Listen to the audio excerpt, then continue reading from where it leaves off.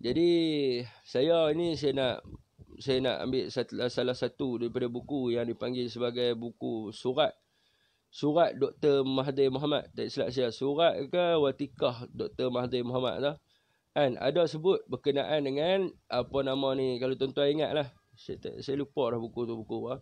Tapi saya ingat ayat dia lagi sebab tahun lepas tahun 2018 Hishyamuddin ada pakai ayat tu. Ada pakai ayat tu masa pergulungan. Jadi ayat dia lebih kurang macam pemimpin datang dan pergi,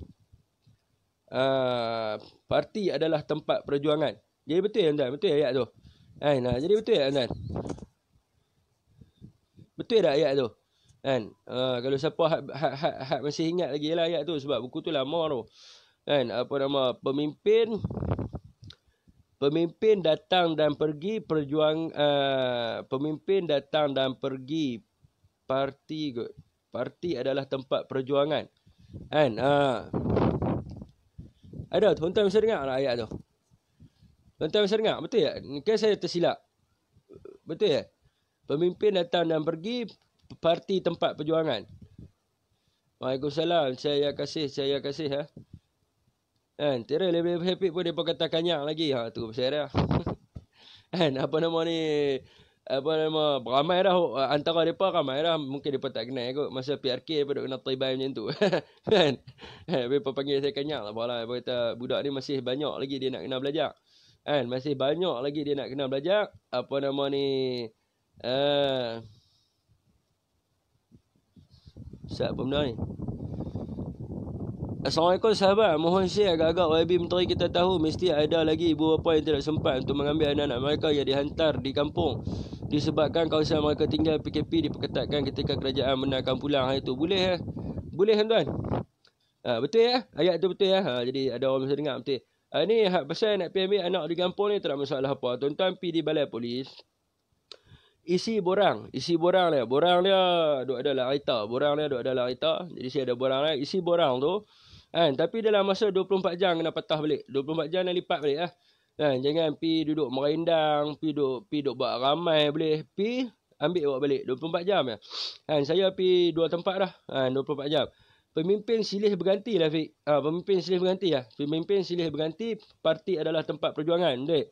Lebih kurang itu lah. Pernah dengar Okey. Jadi orang kata apa, itu adalah apa benda tu? Watikah Tun Mahathir kan surat Tun Mahathir lah. Bukan Tun, masa tu Dr. Mahathir Mohamad. Watikah Dr. Mahathir Mohamad kan surat Dr. Mahathir Mohamad.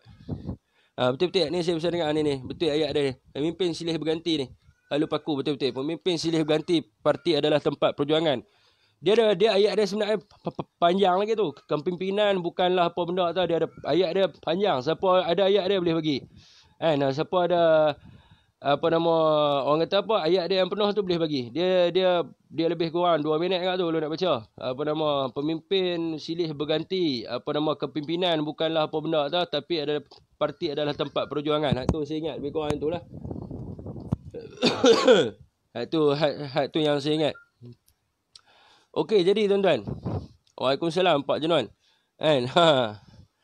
Mat 5 hari dia buat gila. Dia buat live semalam 12 orang tengok. Saya tengok. 12 orang tengok. Malam pagi malam kan. Dia biar dia gila seorang-seorang dia. Jadi di sini kalau kita tengok daripada sudut apa nama watikah ataupun surat lah antara dua tu. Saya pun tak ingat. Buku tu pun saya tak ada. Tapi saya pernah baca dulu dekat dalam library. Watikah ataupun surat Tun Mahathir. Buku tu adalah berkenaan dengan kepimpinan lah. Dan juga dimasukkan dalam ucapan Tun Mahathir. Saya tak ingat dah tahun bila. Berkenaan dengan benda tu.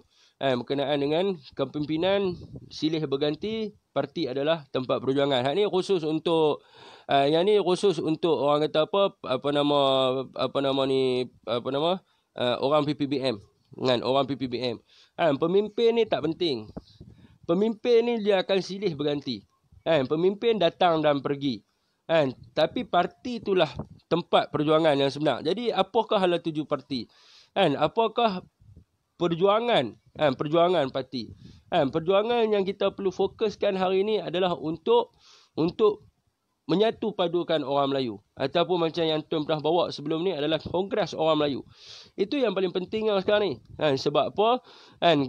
Di saat kita menghadapi pandemik COVID-19 ni, ramai di antara kita, kalau kita tengok hari ni, pengumuman yang baru, AirAsia akan mengurangkan staf dia. AirAsia akan mengurangkan staf dia. Yang sebelum ni, seminggu lepas, 5 juta orang Melayu akan kehilangan kerja. Itu yang kita perlu fokuskan. Itu yang kita perlu fokuskan. Selain daripada saya dah tengok grup mereka banyak lah. Mereka duduk bincang tu macam-macam benda lah. Ini saya sebut satu persatu lah yang saya tengok pada kacamata saya. Antaranya adalah mereka duduk fikir siapa pengurusi, siapa tak pengurusi. Itu semua tak penting. Kepimpinan ni tak penting.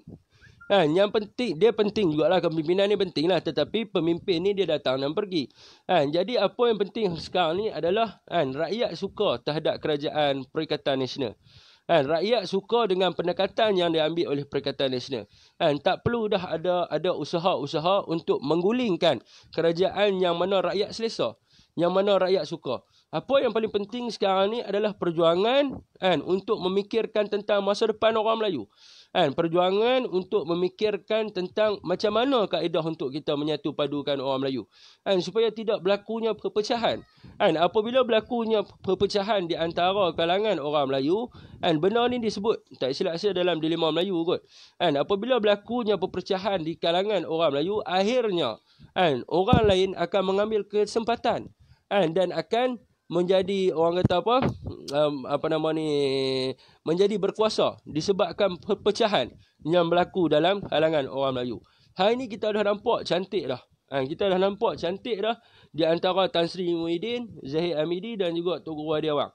Dah nampak cantik dah, dan rakyat pun rata-ratanya selesa dengan keadaan macam ni. Tak ada kacau bilau, tak ada apa segala. Cuma mungkinlah ada serba sedikit kekurangan, tetapi dapat lagi diperbaiki, yang mana rakyat terima dengan hati yang terbuka.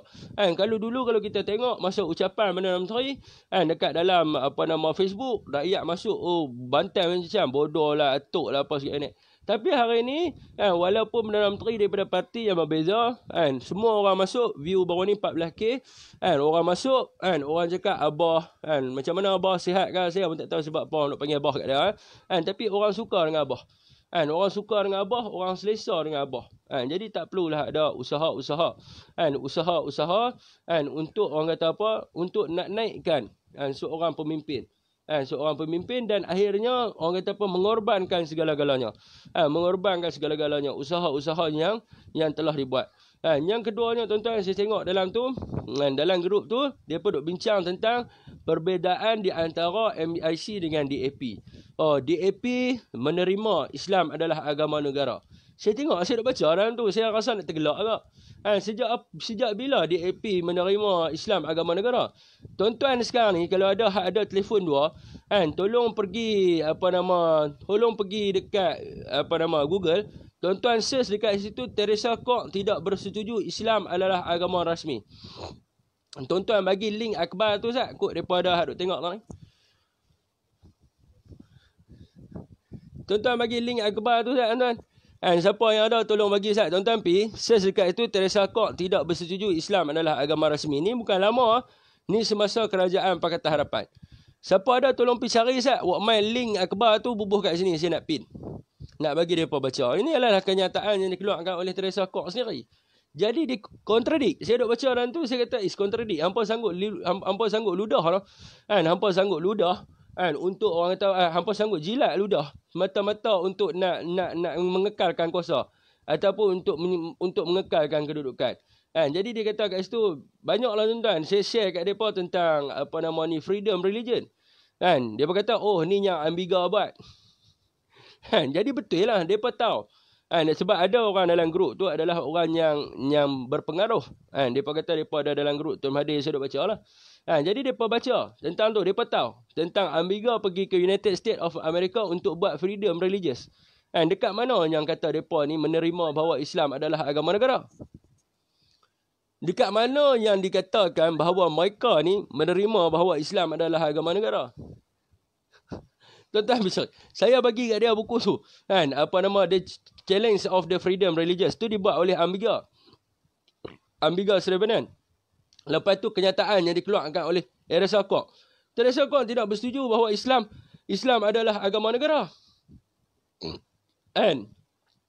Jadi dekat mana yang kata DAP ni, DAP ni menerima bahawa Islam ni adalah agama negara. Apabila mereka tak menerima Islam adalah agama negara, maka dekat situ dah perkara yang lain-lain tu. Dia tulis DAP menerima hak keistimewaan orang Melayu. Dia kata MCA tak terima. Kontradik daripada segi faktor sejarah. Kerana MCA ada di dalam pilihan raya yang pertama. Mereka tulis kat situ lah dalam grup mereka. MCA ditubuhkan pada tahun 1956. Saya tepuk dahi.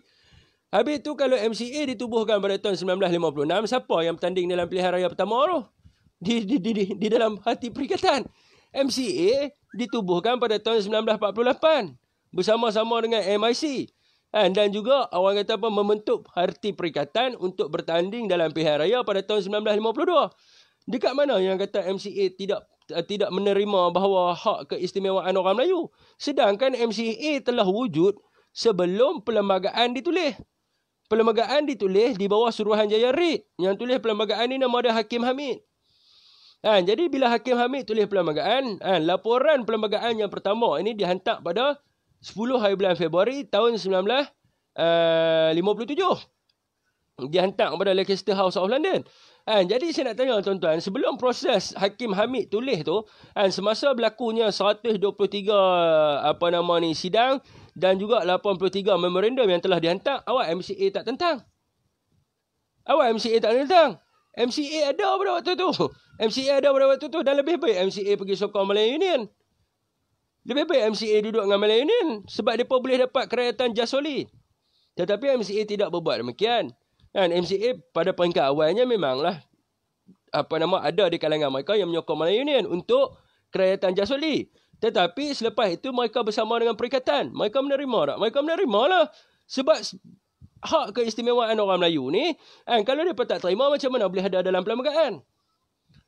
Macam mana boleh ada dalam perlembagaan? Itu persoalannya. Waalaikumsalam, Salmih Ahmad. Itu persoalannya. Jadi mereka menerima perkara 153 tu. Jadi mereka menerima. Sebab apa? MCA terbentuk sebelumnya perjanjian kemerdekaan 1957, sebelum keluarnya perlembagaan persekutuan 1957. Jadi di mana yang kata MCA tidak menerima? Mereka bubuh dalam grup tu lah. MCA tidak menerima bahawa tentang hak keistimewaan orang Melayu dan juga kedudukan Raja-Raja Melayu. Yang tak terima tentang hak keistimewaan orang Melayu ni, yang duk pertikai adalah DAP. MCA tak pernah pertikai tentang hak keistimewaan orang Melayu. Yang duk pertikai ni DAP. Antara seorang-seorang yang duk pertikai adalah Nga Komeng. Berkenaan dengan tanah-tanah rizab Melayu di Perak dan sebagainya. Antara salah seorang yang bertikai tentang hak keistimewaan Melayu. Yang tidak menghormati tentang kedudukan bahasa Melayu sebagai bahasa kebangsaan ni bukan MCA, DAP. Sebab MCA daripada zaman merdeka dah ada dah. Dan mereka tak pernah pertikai pun tentang bahasa kebangsaan, tak pernah pertikai pun tentang hak keistimewaan orang Melayu. Mereka tak pernah pertikai pun tentang Islam adalah agama negara. Kalau mereka pertikai, macam mana boleh ada dalam perlembagaan? MCA tubuh tahun 1948. Sebab Tunku sebut dalam surat dia kepada Sir I.B. Jennings, British tidak akan memberikan kemerdekaan kepada kami sekiranya kaum minoriti tidak bersetuju. Jadi bermaknanya kaum minoriti bersetuju untuk meletakkan hak keistimewaan orang Melayu, untuk meletakkan Islam sebagai agama negara dan untuk meletakkan bahasa kebangsaan sebagai bahasa Melayu. Sebab ini adalah merujuk kepada surat Tunku Abdul Rahman kepada Sir I.B. Jennings. Sir I.B. Jennings ni adalah naib pengurusi Reid. Tunku cakap dekat dia, British tidak akan memerdekakan kami sekiranya kaum minoriti tidak bersetuju. Jadi dekat mana yang kata MCA tak, MCA tu orang kata tu kontradik daripada segi sejarah. Kontradik daripada segi sejarah. Tapi kalau kata DAP, ya betul DAP tak setuju. DAP tak setuju, keluar lafaz daripada mulut mereka. Antara yang pertamanya adalah Islam agama negara, yang tidak bersetuju adalah Teresa Kwok. Siapa lagi yang dalam PH yang tak bersetuju? Dan ada tak usaha? Ada. Ambigua pergi ke United States of America bersama dengan hakim-hakim dunia untuk apa? The Challenge of the Freedom Religion. The Challenge of the Freedom Religion dekat Malaysia untuk buat kebebasan beragama di Malaysia. Mereka buat, saya hantar kepada mereka artikel tu. Mereka tahu, oh ni yang Ambigua punya kerja. Mereka tahu tapi mereka menerima. Itu kita pelik tu. Mereka tahu tapi mereka menerima. Yang tidak bersetuju tentang bahasa Melayu adalah bahasa kebangsaan. Siapa dia? DAP juga. DAP yang pergi letak sembot-sembot Cina yang tidak yang tulis surat dalam bahasa Cina. Saya nak tanya tuan-tuan, daripada zaman kemerdekaan tahun 1957 sampailah kejatuhan Barisan Nasional pada tahun 2018, tuan-tuan pernah dengar tak sekali MCA kan, ataupun zaman Tun Tan Celok kan, depa cakap bahasa Cina dalam parlimen kan, depa hantar surat dalam bahasa Cina kan, ada tak kes ni? Ataupun MCA minta buat signboard dalam bahasa Cina kan, ada tak kes ni? Tak ada. Yang buat benda ni siapa? Yang buat benda ni DAP. MCA tak pernah buat. MCA tak pernah buat. Yang buat benda ni DAP. Kan? Lepas tu apa lagi? Depa kata dalam tu. Depa kata dalam tu tadi pasal Islam, pasal bahasa Melayu. Dan juga DAP menghormati raja-raja Melayu. Ya kan DAP menghormati raja-raja Melayu? Betul kan? Ada usaha-usaha untuk menjatuhkan raja-raja Melayu. Memaksa untuk menandatangani ICC Stated Rome. Siapa yang buat kerja ni? Kula Segeren. Kula Segeren datang pada parti mana?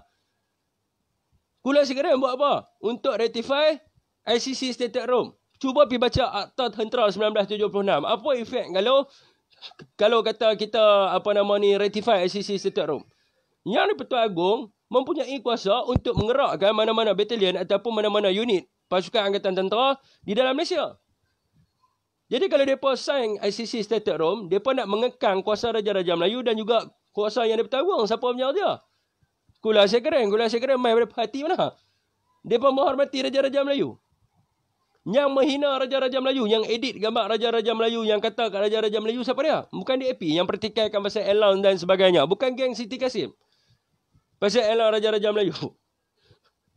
Nak bukti kat mana lagi? Okey, tu pasal ICC Stated Rome. Tu pasal penghinaan kat atas Raja-Raja Melayu. Okey, lepas tu mereka buat apa lagi? Untuk mansuhkan hukuman gantung sampai mati. Siapa yang minta? Bukan DAP yang minta. Sebab apa DAP minta? Cuba pergi buka kanun kesiasaan perkara 121. Mengisytihar perang dengan Raja-Raja Melayu. Bolehlah dihukum gantung sampai mati. Sebab tu dia nak minta mansuh hukuman gantung sampai mati. Nak mengelakkan daripada seksyen kanun kesiasaan 121 tu. Sesiapa yang mengisytihar perang dengan Raja-Raja Melayu bolehlah dihukum gantung sampai mati. Ni siapa punya kerja? Bukan DAP. DAP punya kerja lagi nak mengekang kuasa-kuasa Raja-Raja Melayu. Lepas tu apa lagi? IPCMC. Pergi baca Seksyen 7 Akta Polis. Yang di-Pertuan Agong boleh menggerakkan mana-mana unit dalam pasukan polis sekiranya pasukan polis di Raja Malaysia duduk di bawah kawalan Ketua Polis Negara ataupun mana-mana pegawai kanan. Jadi, kalau kita tubuh IPCMC, IPCMC duduk di atas Ketua Polis Negara. Merujuk kepada Seksyen 7 Akta Polis, yang di-Pertuan Agong boleh tak menggerakkan mana-mana unit anggota polis Raja Malaysia apabila berlakunya darurat? Tak boleh lah sebab dalam tu dah sebut dah. Yang di-Pertuan Agong boleh menggerakkan mana-mana unit di dalam pasukan polis di Raja Malaysia sekiranya pasukan polis di Raja Malaysia duduk di bawah kawalan Ketua Polis Negara ataupun pegawai kanan polis. Kalau tubuh IPCMC, IPCMC boleh overlap kuasa Ketua Polis Negara. Nampak guys tu? Apa punya kerja? Bukan DAP punya kerja. Semuanya dibuat untuk mengekang kuasa Raja-Raja Melayu. Untuk mengisytihar perang dengan Raja-Raja Melayu. Jadi dekat mana statement? Dekat mana statement yang boleh buat keluar kenyataan kata DAP menghormati Raja-Raja Melayu? MCA pernah buat benda tu? MCA pernah buat benda tu? MCA tak pernah buat benda tu. Dan kenapa kita nak kena takut dengan MCA sedangkan dia cuma ada satu seat je? Apabila kita ada majoriti orang Melayu, kita ada kuasa. Sebab itu perlunya orang Melayu bersatu. Nama parti bersatu tapi tak erti nak bagi Melayu bersatu. Sebab itu pentingnya orang Melayu bersatu. Supaya orang Melayu ada kuasa. Sebab itulah dulu, masa zaman On Jaafar. Macam mana On Jaafar? Cik, mereka sebut saya nak tergelak ke masa mula-mula masuk lah. Ni cerita dia, saya tanya pasal peletakan jawatan Tun Mahathir. Saya tanya pasal perlembagaan. Oh, hak kawan tu bidah dan confident macam kita duk ingatkan macam dia ni tahulah pasal perlembagaan ni kan. Saya tanya dia soalan. Bolehkah Perdana Menteri melantik Perdana Menteri yang lain? Bolehkah Perdana Menteri melantik wakil rakyat yang lain untuk menjadi Perdana Menteri? Dengan confident, tak sampai 2 minit dia balas mesej, boleh. Merujuk kepada Abdullah Ahmad Badawi. Saya duk gelak, saya kata tak apalah. Saya bagi kat dia dalam perkara 40. Saya bagi kat dia di dalam perkara 40. Jadi dia pun baca. Oh, dia kata ni kena dibaca bersama dengan 41. Saya bagi ada 42. Dia kata kena dibaca bersama dengan 41.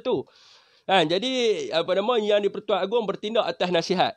Jadi saya nak tanya tuan-tuan, kalau Yang di-Pertuan Agong bertindak atas nasihat untuk melantik seorang Perdana Menteri, jadi siapa yang menasihati Yang di-Pertuan Agong untuk lantik Tun Mahathir untuk jadi Perdana Menteri selepas Datuk Seri Najib Razak? Adakah Datuk Seri Najib yang mencalonkan Tun Mahathir untuk jadi Perdana Menteri? Dia jadi bingung. Dia jadi bingung seketika. Tapi itu dia pun nak kata tu, perlembagaan dia pun tak kuasai, jadi masalah lah. Jadi masalah untuk orang kata apa, untuk kita nak bagi tahu kat depa. Jadi itu tuan-tuan. Ni saya tak tahulah depa mungkin ada tengok live saya ni. Dua kursi. Depa mungkin tengok live saya ni, depa mungkin tengok live saya kena kick daripada grup depa lah. Tapi apa yang pentingnya tuan, depa tak boleh nak basuh saya lah. Depa kata budak dia muda lagi, umur dia muda lagi, dia belum faham lagi erti perjuangan. Saya kat akib negara 5 tahun. Saya kat akib negara 5 tahun. Jadi kalau dia kata kat saya tak faham erti perjuangan, saya nak tanya dia, apa itu maknanya perjuangan? Tapi saya malas nak tanya lah sebab banyak veteran dalam tu. Kita tak boleh nak kurajak. Kita tak boleh nak kurajak. Tapi saya dah baca lah, duk tengok kan. Dia pun duk mendokong DAP gila-gila punya. Dia pun sanggup mendokong DAP tahap gila-gila punya. Sedangkan dia pun tahu DAP ni pecahan daripada siapa. Dia pun tahu DAP ni pecahan daripada siapa. DAP ni adalah pecahan daripada PAP. Yang mana Tunku Abdul Rahman menghalau PAP untuk keluar daripada Semenanjung Tanyah Melayu. Untuk halau dia keluar, haramkan parti PAP dalam Semenanjung Tanyah Melayu. Sebab itulah tertubuhnya DAP. Dan kita kena tahu juga DAP ni fahaman dia siapa? DAP ni dia ikut ideologi yang dibawa oleh Chiang Kai-shek. Dia bawa ideologi yang dibawa oleh Chiang Kai-shek. Tu kepala-kepala mereka tu, antara kepala-kepala mereka adalah Chapman, Mr. Wright, Chimping, tu semua kepala-kepala mereka lah. Kepala-kepala mereka ni anak murid siapa? Kepala-kepala mereka ni adalah anak murid kepada Chiang Kai-shek, kepala Communist Republic of China. DAP ni bawa ideologi Chiang Kai-shek. Sebab itulah tuan-tuan, walaupun kita dah merdeka, kalau kita tengok, walaupun kita dah merdeka ni, yang buat owner siapa? Masa tu parti DAP tak ada lagi lah. Parti DAP tak ada. Masa tu. Tapi ideologi yang dibawa ni ada. Ideologi yang dibawa ni ada. Ideologi komunis, ideologi yang dibawa oleh Chimping. Masa tu kita merdeka dah tuan-tuan. 57 kita dah merdeka. Cina, India, Melayu duduk dalam satu keluarga yang besar. Siapa yang buat owner? Pergi baca Communist Insurgency 1937 sampailah 1963. Pergi baca. Yang ditulis oleh Craig. Buku tu. Siapa yang buat owner? Kita dah merdeka. Kita dah mencapai dah kemerdekaan. Tetapi yang buat ni siapa? Mereka masuk dalam kampung Melayu, mereka bunuh orang Melayu, mereka rogol orang Melayu, mereka rampas segala mak nenek berkaitan dengan orang Melayu. Waktu tu kita dah merdeka, Jepun dah letak senjata. Siapa dia yang buat? Pok-pok mereka juga. Pok-pok mereka juga yang buat. Bersama-sama dengan Chimping. Tu perjanjian Baling takkan tak ingat perjanjian Baling? Kata teror sejarah. Perjanjian Baling tak ingat? Tunku Abdul Rahman pergi jumpa dengan siapa masa perjanjian Baling? Kita dah merdeka. Mereka buat owner. Tak apa. Waktu tu tak apa lagi. Chimping kita halau keluar. Tidak boleh masuk dalam Malaysia. Sebab Chimping bukan Chimping bukan perjuang kemerdekaan. Dia bukan perjuang kemerdekaan. Kalau nak kata dia perjuang kemerdekaan, kita dah merdeka. Kenapa dia masih lagi berperang? Kita merdeka pada 31 Ogos tahun 1957. Kenapa Chimping masih lagi berperang? Siapa nak tahu peguam Chimping nama apa? Peguam Chimping nama dia Tommy Thomas. Cucu Chimping nama apa? Cucu Chimping. Cucu Chimping nama Ngau Komeng. Satgi ikut mereka kata saya tak ada DAP, tak ada kaitan ni. Duk cerita pasal Chimping pula. Peguam Chimping Tommy Thomas. Sedara Chimping dia punya cucu dia Ngau Komeng. Jadi ada kaitan lah dengan DAP ni, bukan tak ada kaitan. Jadi kita dah merdeka. Mereka kata Chimping adalah pejuang kemerdekaan. Pejuang kemerdekaan celah mana? 31 Ogos 1957 kita dah merdeka. Nak berjuang apa lagi? Nak berjuang apa lagi? Nak berjuang apa lagi? Dia cuba rampas kuasa. Cuba nak menakluk untuk membentuk Republik of Malaysia. Itu fahaman dia. Sehingga ke hari ni, mereka masih bawa lagi fahaman ni. Untuk membentuk Republik of Malaysia. Okey, tak apa, fine. Dekat situ. Itu kita kata. Yang pertama, DAP ataupun perjuangan yang dibawa oleh Chimping, mereka ni bukan perjuang kemerdekaan. Sebab kita dah berjuang dah. Untuk merdeka dan Tunku Abdul Rahman telah pun proklamasi kemerdekaan pada 31 Ogos 1907. Kenapa mereka masih lagi berperang? Mereka masuk lautan-lautan, mereka masuk lautan-lautan, mereka simpan senjata, mereka serang kampung-kampung Melayu, mereka serang anggota polis, mereka serang tentera Melayu, tragedi Bukit Kepon dan sebagainya. Ini adalah tentera, bukan komunis tuan. Tentera bintang 3. Komunis ni adalah fahaman, ideologi. Yang habis apa? Yang habis tentera bintang 3 dah tak ada dah. Tentera bintang 3 tak ada dah sebab diharamkan di tanah Melayu. Tetapi fahaman dia diharamkan tak? Tu kita kena tahu. Fahaman komunisme ni ada tak? Yang orang nak kata mana ada komunis dah. Komunis dah habis. Komunis ni adalah ideologi. Yang mati adalah tentera. Bintang 3 diharamkan. Ideologi ada tak? Ideologi dia masih ada. Ideologi dia dibawa ke mana selepas tu? Tragedi 13 Mei 1969. Siapa punya kerja? Bukan Linggit Siam punya kerja. Dia panggil apa? Malasi. Nak halau orang Melayu. Bawa penyepu keluar. Yang pukul kepala Pak Kasim. Yang pukul kepala Mak Minah. Bukan bangsa DAP. Bukan bangsa DAP ke? Atas sifat apa? Chauvinis dan rasis. Mereka masuk parang. Orang kata apa? Tentera Melayu kat dalam Hangung Wayang. Bukankah benda yang dibawa oleh komunis? Mereka macam komunis pada waktu itu. Sebab mereka masih lagi bawa suntikan ideologi komunisme. Ada dalam pemikiran mereka. Okay, fine. 13 Mei 1969. Kita takkan lupa. Mereka kata, okay, fine. Kita kata, kita takkan lupa. Lepas tu apa lagi? Bila mereka, jadi? Pakatan Harapan. Mereka tubuh kerajaan Pakatan Harapan atas manifesto rakyat. Ada tak rakyat Malaysia yang bertuju nak tabur Abu Chimping kat dalam tanah Melayu? Benda tu tak termasuk. Kalau mereka letak dalam manifesto, kami akan pastikan Abu Chimping ditabur kat tanah Melayu, tak ada seorang buangkan pangkah Pakatan Harapan. Tak ada seorang buangkan pangkah Pakatan Harapan kerana Chimping adalah pengkhianat negara. Kerana Chimping adalah pengkhianat negara. Cuba mereka masuk di dalam manifesto. Ada tak ideologi tu lagi? Ada ideologi tu. Kalau tidak, kenapa mereka nak tabur Abu Chimping kat dalam negara Malaysia? Sebab mereka masih lagi membawa perjuangan yang dibawa oleh Tiang Kasih. Nenek moyang mereka. Diturun ideologi-ideologi ni. Lepas tu mereka buat apa lagi? Mereka buat Tugu Peringatan Komunis. Tugu Peringatan Komunis. Takkan tak ada ideologi ni? Tak ada lagi. Tu tugu dah. Lepas tu mereka buat apa lagi? Mereka buat perhimpunan dekat Kajang. Batalion ke-10 bintang 3. Masih ada lagi perhimpunan komunis.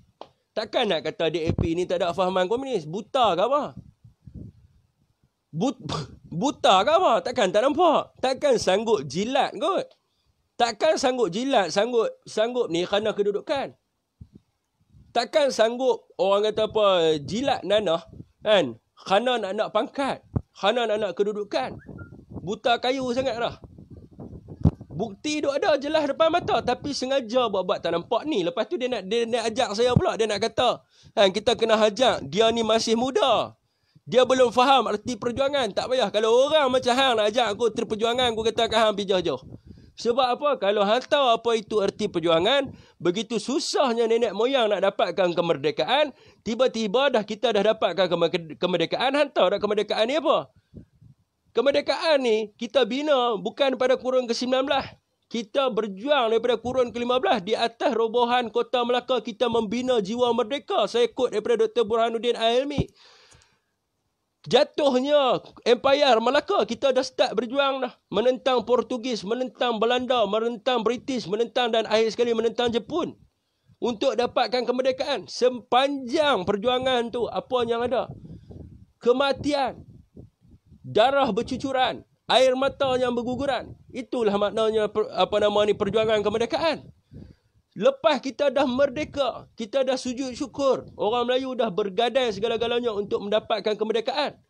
Tiba-tiba ada satu parti dok buat ona. Ada satu kumpulan dok buat ona.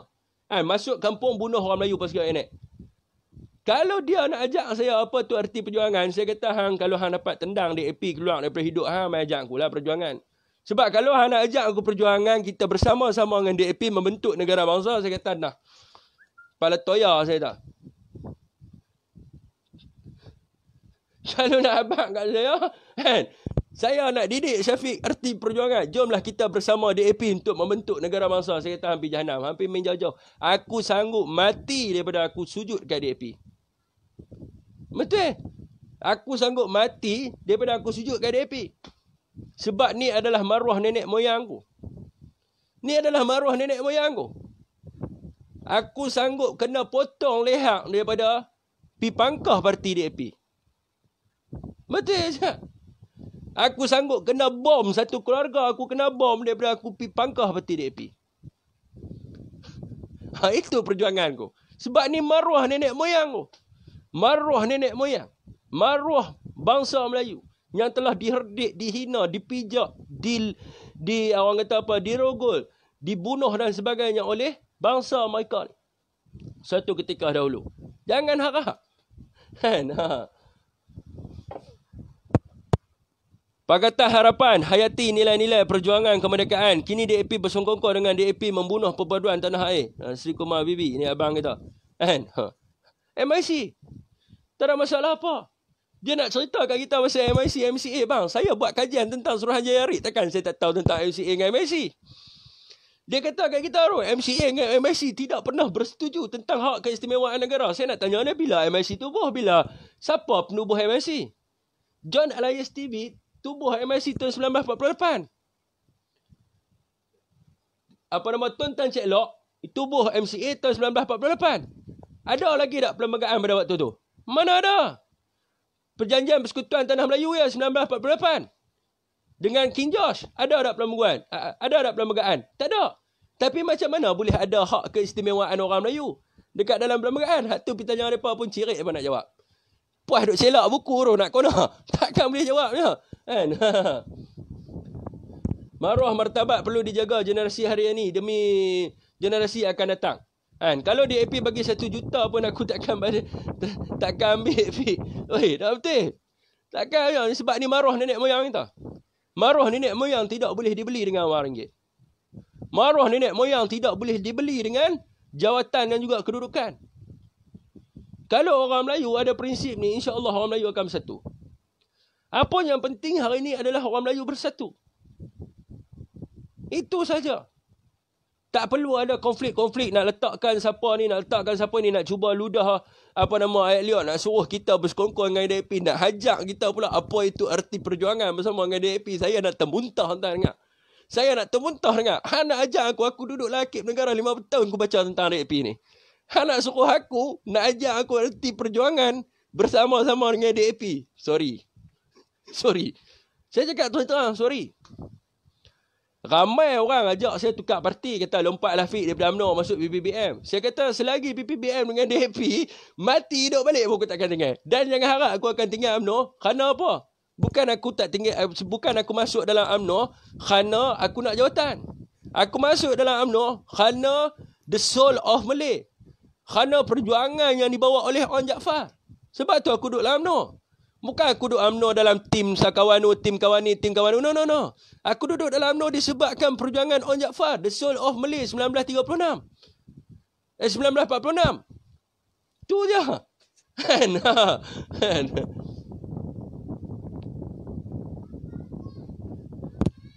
Songkok sangat dah tu. Syed keluar Kuaci. Siapa yang nak berbisik dengan saya? Ikut ada orang mereka kan nak berbisik dengan kita, boleh ke?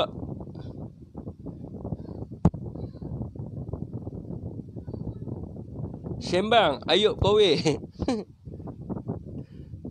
Le ke sekarang apa cerita gila jawatan dan gila kuasa?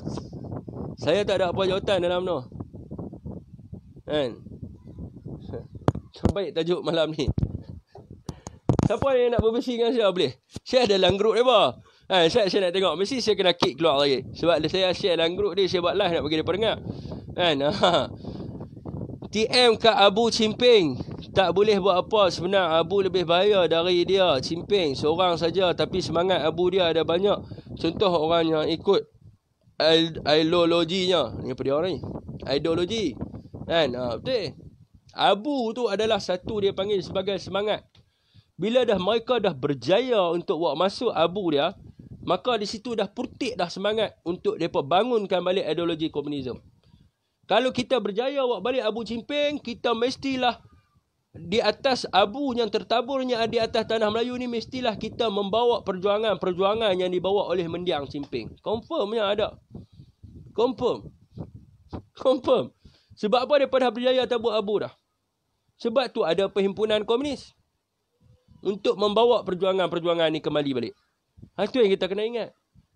Sebab tu orang Melayu jangan mudah lupa. Dulu bangsamu diherdik, Melayu mudah lupa. Dulu bangsamu dipijak, Melayu mudah lupa. Jangan lupa lagi wahai bangsaku. Dulu apa benda panjang tu ni, bagi pantun dia saya nak baca. Tolong siapa-siapa pergi kopi. Melayu mudah lupa. Melayu mudah lupa. Dulu bangsamu diherdik. Dulu bangsamu dihina. Melayu mudah lupa. Jangan lupa lagi wahai bangsaku. Siapa tolong pergi ambil saya pantun tu. Saya syok baca pantun tu. Sebab pantun tu dia menjiwai tau. Dia menjiwai. Saya mengenali seseorang tu dulu, tapi saya dah lupa dah nama dia. Saya mengenali. Sebab apa? Saya lahir di era zamannya. Saya lahir di era zaman pemerintahan beliau. Saya lahir pada tahun 1991. Kemudiannya saya, orang kata apa, melalui kehidupan dari kecil sampai besar. Kan? Ibu bapa saya duk sebut tentang kehebatan dia. Seorang bangsa Malaysia yang boleh membangunkan orang kata apa, sektor automobil. Dihina, dilukis gambar gambar lembu, gambar macam-macam, tetapi berjaya membangunkan sektor automobil. Lepas tu memperkasakan Melayu, memperkasakan Islam. Tolong Ustaz, siapa pergi, saya dah lupa lah nama dia. Tolong Ustaz pergi ambil. Tolong Ustaz pergi ambil.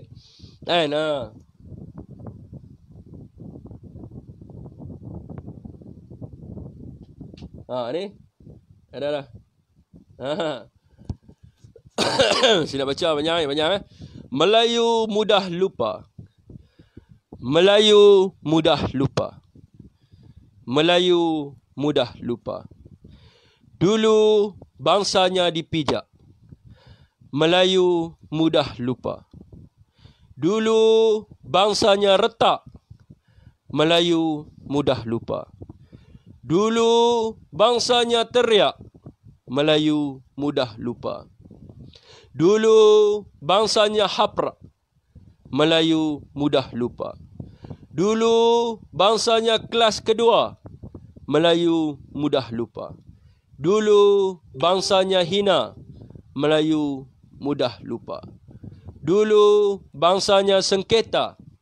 Melayu mudah lupa. Dulu bangsanya derita. Melayu mudah lupa.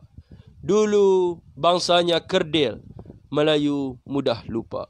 Dulu bangsanya terpencil. Melayu mudah lupa. Tiada daulat, tiada maruah, tiada bebas. Melayu mudah lupa.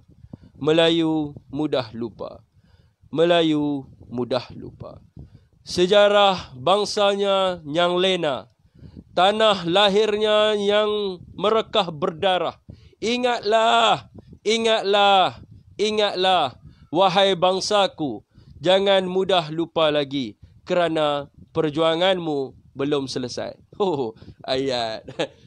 Gaya tu kena betul. Intonasi betul lah. Intonasi betul lah. Sekarang aku sudah lip je. Intonasi betul ya.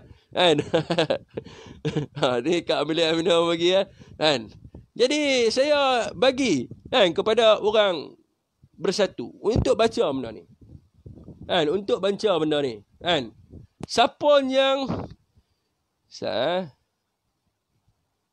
Siapa yang memijak bangsanya? DAP, Cimping. Siapa yang bagi bangsa dia teriak? Masuk dalam kampung, rogol isteri, rogol anak-anak orang Melayu, bunuh bayi orang Melayu. Siapa dia? Bintang 3. Berteriak orang Melayu, berguguran air mata. Kerana siapa? Bangsa DAP. Dulu bangsanya dihaprakkan, kan? Dipijak, dihina, kan? Siapa dia punya kerja? Bangsa DAP dan juga Cimping, kan? Dulu bangsa dia kerdil. Siapa punya kerja? Kan? Dia ambilnya, dia potong kemaluan, bubuh dalam mulut, dia koreknya biji mata. Mayat-mayat. Kan? Dia buat mayat sambil siap curut. Siapa punya kerja? Bangsa DMP Cimpit. Jadi ingatlah.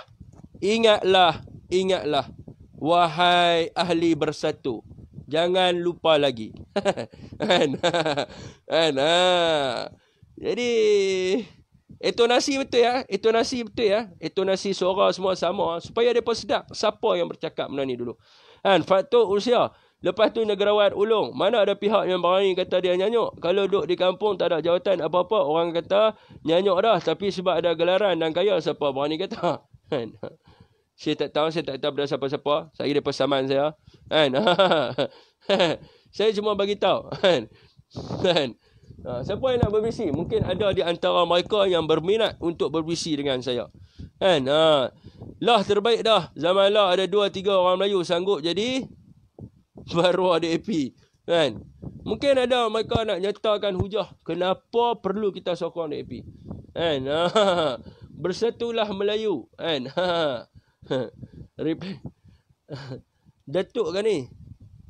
Ingatlah Melayu yang kamu tu Melayu. Jangan sokong bangsa Cina DAP. Kan? Ingat ayat ni lah. Kan? 2 tadi saya bagi kat mereka. Kepimpinan, kan? Datang dan pergi. Kan? Perjuangan adalah pada parti. Itu saya bagi kat mereka yang pertama. Yang kedua saya bagi kat mereka. Jangan lupa lagi. Tapi tone dia pakai macam ni lah. Baju Melayu dia colour biru. Songkok dia beli dekat Pekan Al-Ustaz, kat Pekan Rabu. Masa dia berucap tu.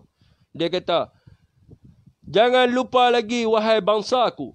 Jadi kita tukar. Jangan lupa lagi wahai Bersatu. Kan?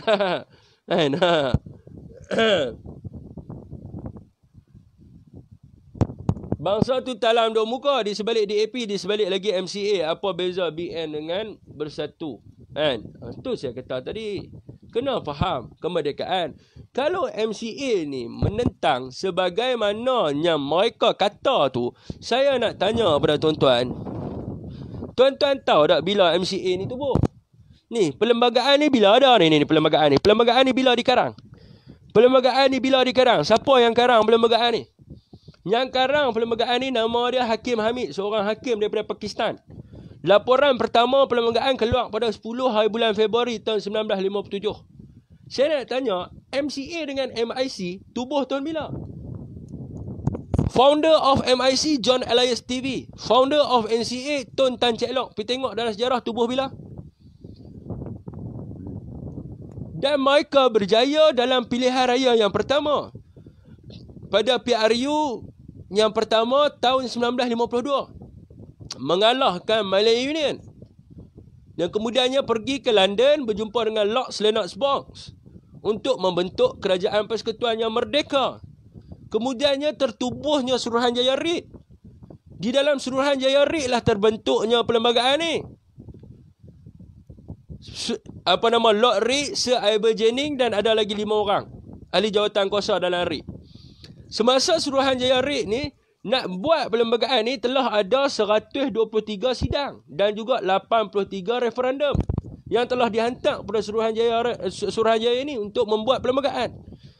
Jadi saya nak tanya, kalaulah MIC dengan DAP ini tidak bersetuju dengan hak keistimewaan orang Melayu, macam mana boleh ada perkara 153?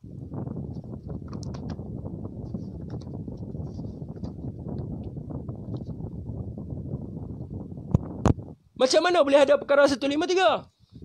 Macam mana boleh ada perkara 152? Macam mana boleh ada perkara 3? Secara logiknya. Dan tuan-tuan kena ingat, pada waktu itu British memang tidak mahu bagi kemerdekaan kepada tanah Melayu. Sebab ini merujuk kepada surat Tunku Abdul Rahman kepada Sir Iber Jennings. Tunku kata, British tidak akan memerdekakan kami sekiranya kaum minoriti tidak bersetuju. Kalau MIC dengan MCA tidak pernah bersetuju berkenaan dengan keistimewaan orang Melayu berkenaan dengan agama Islam, berkenaan dengan bahasa kebangsaan, berkenaan dengan kedudukan raja-raja Melayu, mana mungkin boleh ada perlembagaan macam ni? Sebab MCA wujud sebelum ada perlembagaan.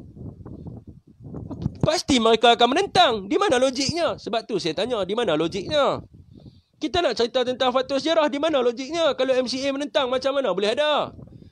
Dan macam mana boleh tertubuhnya perikatan? Lebih baik MCA dengan MIC duduk dengan Malaya Union. Mereka dapat macam-macam. Mereka dapat kerakyatan jasoli, dapat kedudukan sama rata, hak sama rata. Kenapa mereka duduk dengan perikatan? Kenapa mereka berjuang bersama dengan orang Melayu, menentang Malaya Union? Itu yang kita perlu tanya diri kita. Hanafi ni dengar ni dia kan.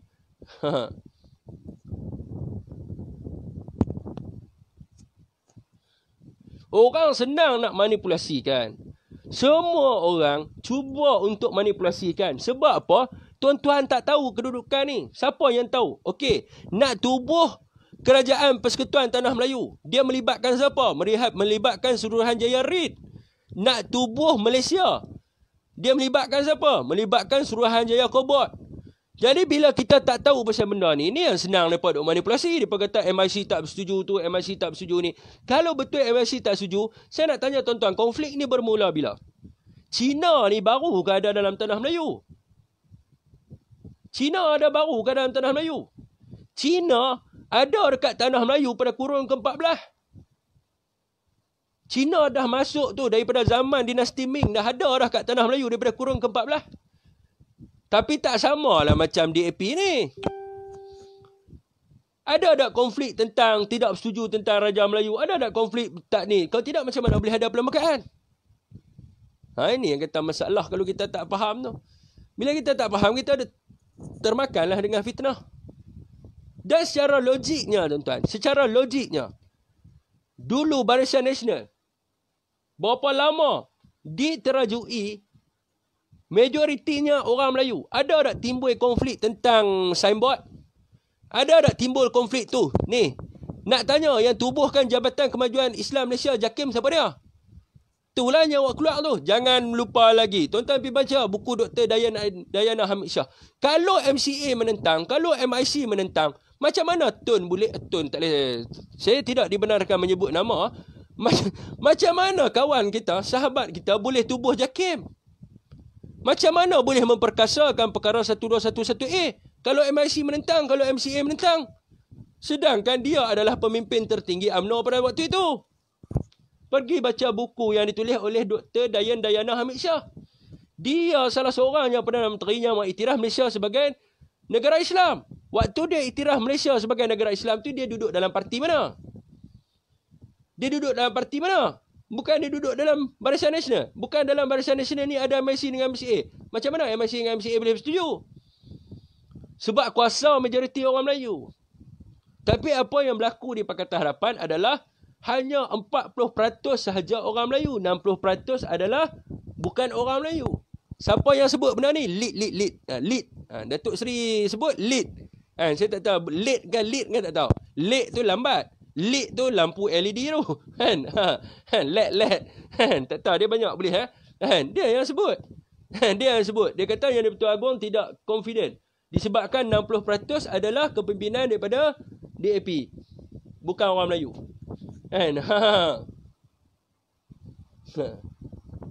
Siapa yang masukkan skim pencen? DAP juga. Yang kacau KUAP. Kumpulan wang amanah pencen. Bukan kata KUAP, banyak lagi benda yang dikacau.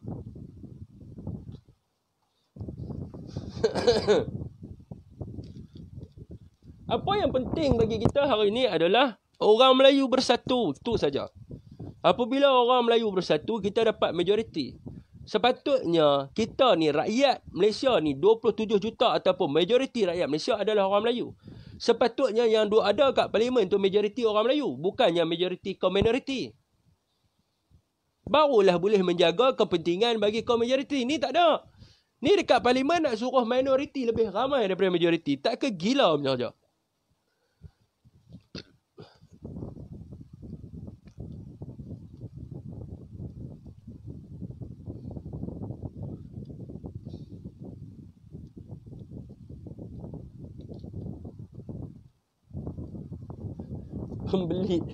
Pembeli. Tapi Lik Berakah. Tak boleh sebut dia. Bahaya dia lah ni. Dia pandai saman tu. Dia pandai saman. Jangan main-main lah. Jangan main-main. Kita kena bagi hint dia. Berakah. Biasa berakah kita. Berakah wilayah. Saya pun heran macam mana dia boleh ada gambar siapa. Lagi paparazzi lah. Hang tanya soalan pun bagilah logik sikit. Hang kan glamour, Lik. Mestilah paparazzi. Dia kata apa. Saya pun tak tahu macam mana gambar saya boleh ada kat situ. Paparazzi lah. Bila hang jadi ahli politik, paparazzi kejap lah pergi mana-mana saja. Kan? Awak hang tak tanya macam mana boleh jumpa jam Omega dalam hotel. Awak hang tak tanya macam mana puak ni boleh tahu jam Omega ada datang hotel sekian. Paparazzi lah, Lik. Benda bukan biasa. Benda bukan luar biasa. Benda dah lama. Jam Omega kami jumpa. Kan? Rambut di atas bantai kami jumpa. Kan? Setakat gambar dengan broker tu terang masalah. Kan? Benda mudah lah. Kan?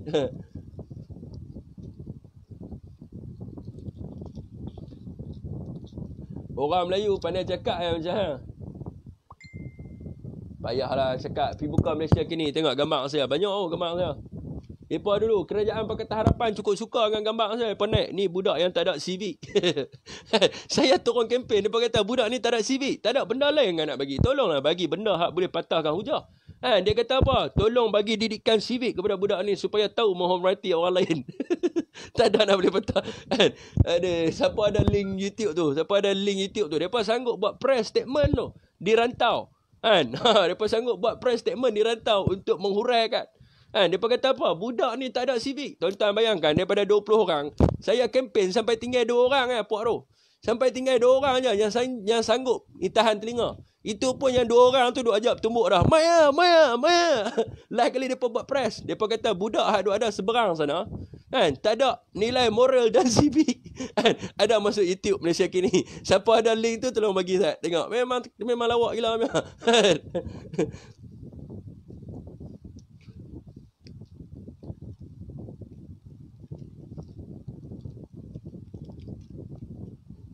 Waalaikumsalam Karim Kapak.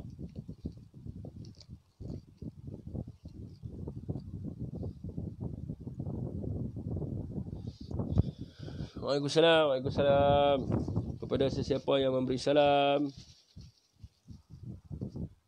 Allahu Akbar. Betul lah Syafiq, perjuangan DAP konon nak sama rata macam Singapura, sedangkan Singapura pun utamakan bahasa Cina. Jawatan-jawatan utama dalam kerajaan semua bahasa Cina yang pegang. Dan dalam Angkatan Laut pun tiada orang Melayu pun berkhidmat di atas kapal perang Singapura. Betul. Dia kan nak bawa PAP. Mereka ni kan suntikan PAP. Syafiq, gelak sikit Syafiq macam malam tu. Cerita bagi lawak Syafiq, PAP ni. Tak payah petang. Sekejap abang tuah duk ambil pula. Saya gelak tu. Jahanam saya. Maksud kata mereka risau kat hang Fiq sebab hang power. Kalau satu-satu parti tidak ikut Perlembagaan Malaysia, jangan ikut, ini boleh merosakkan negara kita. Apa benda yang tidak merosakkan?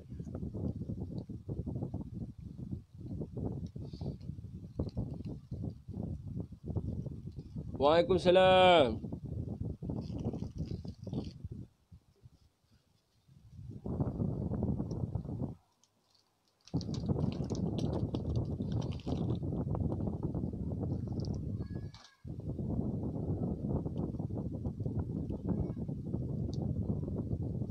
Siapa yang sebut tentang perlembagaan ni tu? Parti mana yang tak ikut perlembagaan? Pakatan Harapan. Memang banyak pun. Mereka bercelaru dengan perlembagaan. Tapi ahli-ahli mereka ni, mereka banyak, mereka tak mau ajak perlembagaan. Walaupun mereka ada pakar-pakar perlembagaan. Jadi semua pakai duk ikut. Tak tahulah hak mereka lawan tak lawan tu betul tak betul.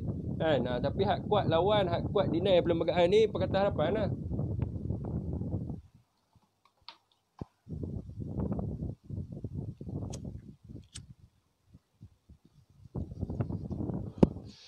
Saya tak mau jadi MB.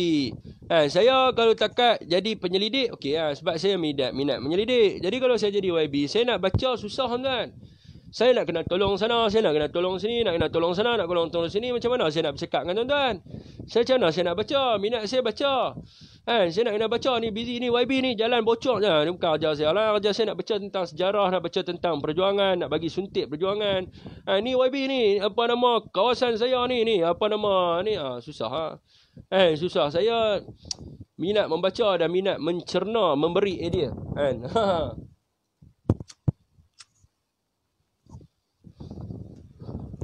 Lagi satu, umur saya muda. Saya pun pelajaran tak ada PhD. Saya kurang-kurang nak jadi wakil kepada rakyat ni mesti kena level tinggi sikit. Ada PhD baru sedap kan.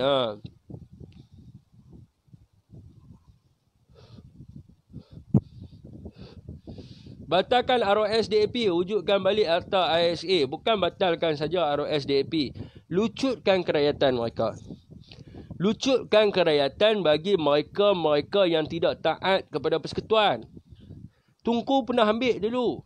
Dan benda ni bila Tunku ambil tindakan, maka kita tengok macam kes mabuk. Bila buat Akta 302, ada lagi tak hari ni mabuk langgar orang? Tak ada. Sebab apa? Orang takut.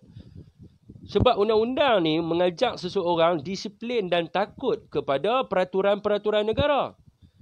Macam zaman Tunku Abdul Rahman. Tunku pernah ambil tak tindakan bawah perkara 251A. Tunku pernah ambil untuk lucutkan kerakyatan seorang guru Cina. Jadi bila Tunku lucut kerakyatan dia, ada tak berlaku krisis perkauman? Ada tak berlaku krisis Islamofobia? Tak ada. Sebab dah buang dah kepala. Lucutkan kerakyatan Ling Guang Eng. Lucutkan kerakyatan Ngakomeng. Lucutkan kerakyatan Ling Kit Siang. Supaya kita dapat duduk dalam keluarga yang besar, tak bergaduh. Sejak daripada merdeka, saya nak tanya tuan-tuan, orang Melayu duk pergi minum dekat coffee house Cina, tak ada masalah apa pun, tak ada nak pandang ni. Jiran sebelah rumah saya ni Cina. Belah kanan Cina, belakang Cina, tak ada pun dia nak sembelih saya. Tak ada masalah apa, tapi hak duk bawa ketakutan ni, konon-kononnya orang Melayu akan ambil hak Cina lah apalah ni, adalah bangsa DAP ni yang bagi perpecahan kepaduan kaum ni. Patut lucutkan kerakyatan mereka supaya kita dapat duduk dalam satu keluarga yang besar. Ada tak siapa duk pertikai sebelum ni tentang orang Cina kaya ke orang Cina? Tak ada siapa pertikai. Yang ada sebelum ni selepas daripada kemerdekaan adalah kita bersaing. Kalau kita nak kaya, kita berusaha lebih. Kalau kita nak berjaya, kita berusaha lebih. Bukan kita duk bersaing mana peruntukan nak bagi lebih kepada bangsa tertentu. Tak. Benda ni tidak pernah berlaku. Siapa yang buat benda ni? Yang mula-mula buat benda ni adalah DAP.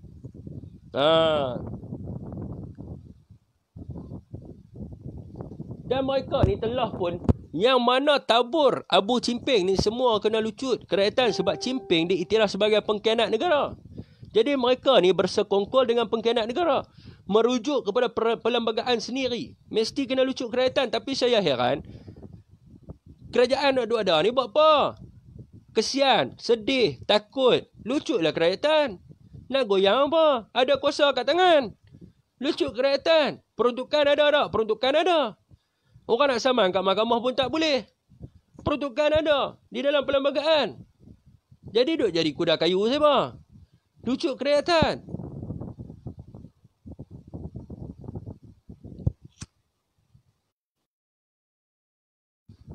Sebab tu pepatah Melayu, belajarlah daripada orang yang lebih tua.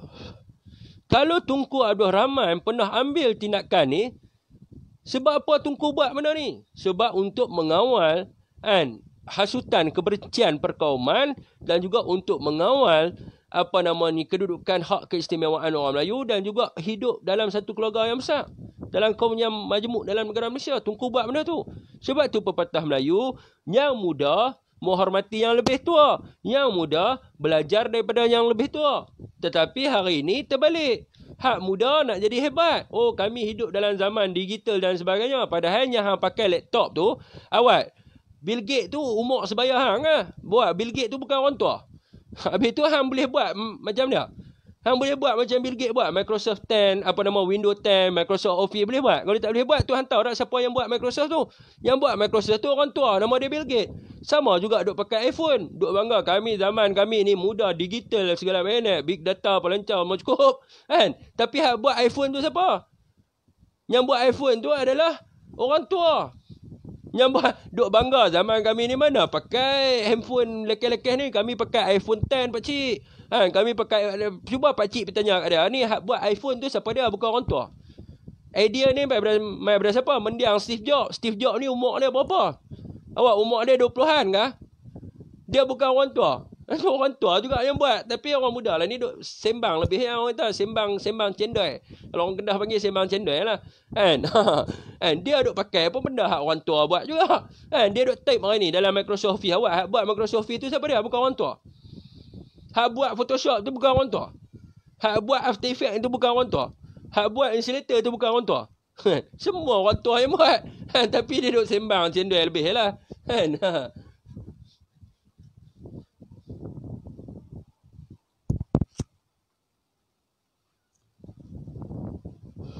Sembang kari.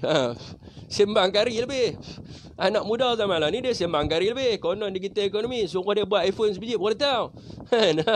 Terbaik Fik. Balon lagi. Rembat lagi kau-kau. Kalau boleh kita lompat hindik. Tambah. Aku ada depan. Jangan takut. Terima kasih. Sekarang mereka dah mula samakan Malaysia dengan apa yang sedang berlaku di Amerika.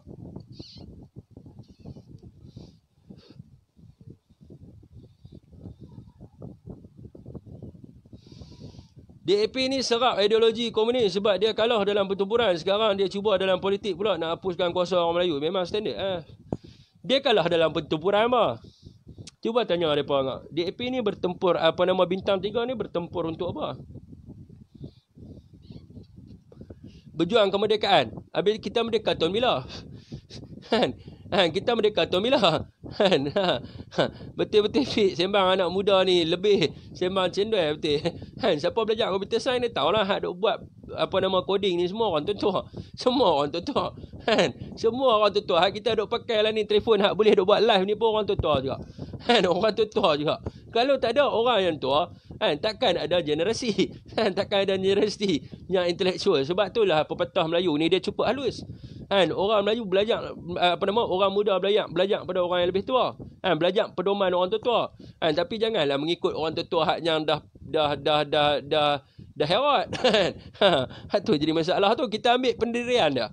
Sebab tu saya suka baca. Daripada saya dengar ucapan dia sekarang ni, saya suka baca buku dia.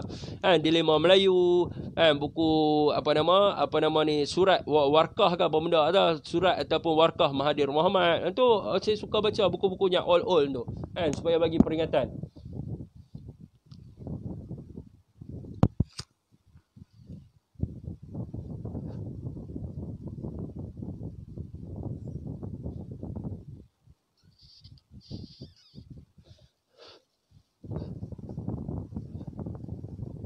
MyCard patut diperoleh sebelum PRU15 bawa sijil kelahiran. Okey, pasal MyCard ni tuan-tuan.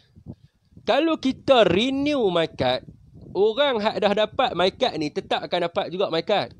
Apa yang saya desak kerajaan buat hari ni adalah bawa keluar data. Sebab dia melibatkan data. Melibatkan kerakyatan ni adalah melibatkan data. Data kelahiran dan juga data kematian. Yang dapat tangkap dekat Pulau Pinang tu sebab apa? Sebab data kematian. Dia menggunakan kad penalan orang yang telah mati.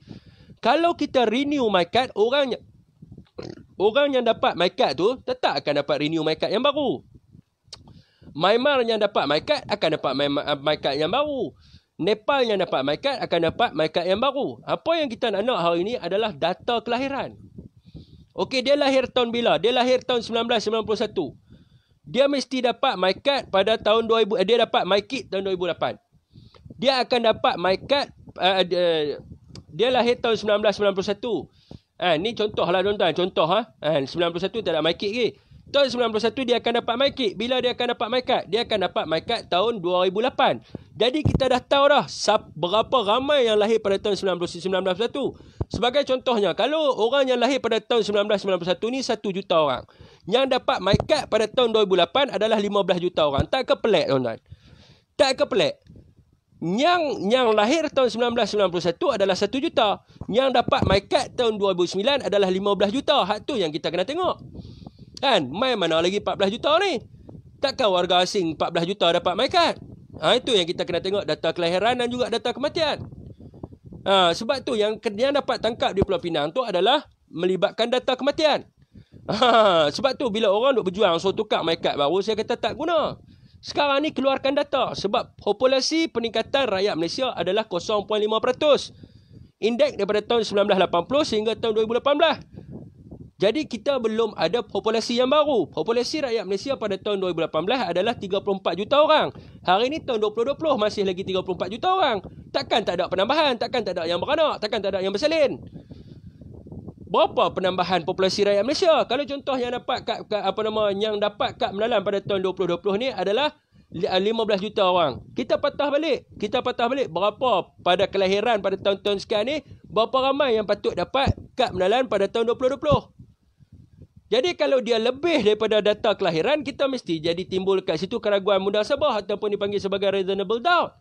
Mana mungkin lahir 2 juta, tiba-tiba dapat kad mendalam 15 juta. Pasti akan ada konflik dekat situ. Mana datang daripada 13 juta ni? Sebab itulah kita perlu dapatkan data kelahiran dan juga data kematian. Yang dapat tangkap di Pulau Pinang ni disebabkan kebocoran data kematian.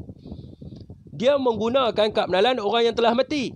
Sebab tu JPN kena telus. JPN kena telus. Kena awak keluar. Takkanlah JPN tak boleh nak trace. Pembohong lah. Takkan dia tak tahu benda mudah je pun. Setiap 12 tahun sekali akan keluar MyKad. Setiap 12 tahun sekali akan keluar MyKad. Berapa 12 tahun sebelum tu? 12 tahun sebelum berapa orang rakyat Malaysia yang lahir? Contoh 12 tahun sebelum. 2020? 2010? 98, tahun 2008. Contoh lahir rakyat Malaysia pada tahun 2008 ni adalah 2 juta orang. Takkan yang dapat kad mendalam pada tahun 2020 sampai 15 juta orang? Mesti ada konflik kat situ. Mai mana lagi 13 juta orang? Benda mudah, bukan susah pun. Bukan susah pun nak tangkap. Bukan susah pun nak timbulkan keraguan munasabah. Tapi mana data? Pada zaman Datuk Seri Najib Razak, kita buat satu jabatan perangkaan dan juga jabatan pendataan data.jawi.my. Dekat dalam tu ada data kematian, ada data kelahiran. Selepas kejatuhan Barisan Nasional pada PRU ke-14, data-data tu semua dibuang. Jadi kita nak tahu berapa data penerima MyKad pada tahun 2018, berapa data penerima MyKad pada tahun 2019, berapa data penerima MyKad pada tahun 2020. Itu yang kita nak tahu. Berapa semua ni? 3 tahun ni berapa ramai dapat kad mendalam? Dan kita nak kena turn balik belakang. Berapa jumlah kelahiran yang pada tahun sebelum tu? Dia dapat MyKad pada umur 18 tahun. Pada umur 18 tahun. Setiap 12 tahun adalah setiap 18 tahun. Dia dapat MyKad pada umur dia 12 tahun. Jadi kita tahu dah kalau dia lahir tahun sekian ni, umur dia 12 tahun, dia akan dapat kad mendalam. Jadi dia mesti ada dekat situ. Mesti ada dekat situ. Tambah sekarang ni sistem baru. Nombor MyKit dengan nombor kad mendalam sama. Siapa lahir pada tahun 2008, dia pakai nombor MyKit. Jadi dia mesti tahu berapa ramai yang pakai nombor. Macam dulu macam saya, nombor surat beranak saya lain. Nombor surat beranak AO704-133. Nombor kad mendalam lain. Macam zaman sekarang ni dia pakai nombor MyKit. Nombor MyKit sama dengan nombor kad mendalam. Takkan hampa tak boleh teleh? Takkan tak boleh teleh? Pembohong besar kalau tak boleh teleh. Ini kedudukannya duduk kat siapa? Duduk dekat pengarah Jabatan Pendaftaran Negara. Dia patut tengok, kaji semula berapa data kelahiran, berapa data kematian. Bukan susah pun, tak main dengan AdMap pun. Tak main dengan AdMap pun, nak tengok data je. Nak tengok data, tunjuk data. Berapa yang dapat kerakyatan 2018, kita nak cek. Kalau dia kata, okey, yang dapat kad mendalam pada tahun 2018 adalah 15 juta orang. Okey, kita patah balik 12 tahun, berapa yang lahir? Dan mereka yang menerima kad mendalam ni, kita ambil pula susunan umur. 12 tahun dan juga apa nama yang dapat kad mendalam disebabkan penaturalisasian ataupun penduduk tetap dan sebagainya. Takkanlah penduduk tetap sampai 15 juta. Takkanlah penduduk tetap sampai 13 juta. Tak ke gila punya kerja. Tak ke gila punya kerja, dekat situ je kita boleh tengok. Bukan susah pun. Susah kan nak buat. Tapi sekarang ni ada tak jabatan JPN? JPN dia buat cendai, tunggu orang nak bagi maklumat, tunggu orang tangkap, susah. Semua nak serah kepada polis, mampus polis. Awak hak jabatan lain dalam kerajaan ni tak perlu ada. Perlu ada polis di Raja Malaysia ya. Sebab apa? Immigration polis kena buat, JPN polis kena buat, semua serah kat polis. Lepas tu sikit-sikit polis ambil rasuah, hak lain tak ambil rasuah.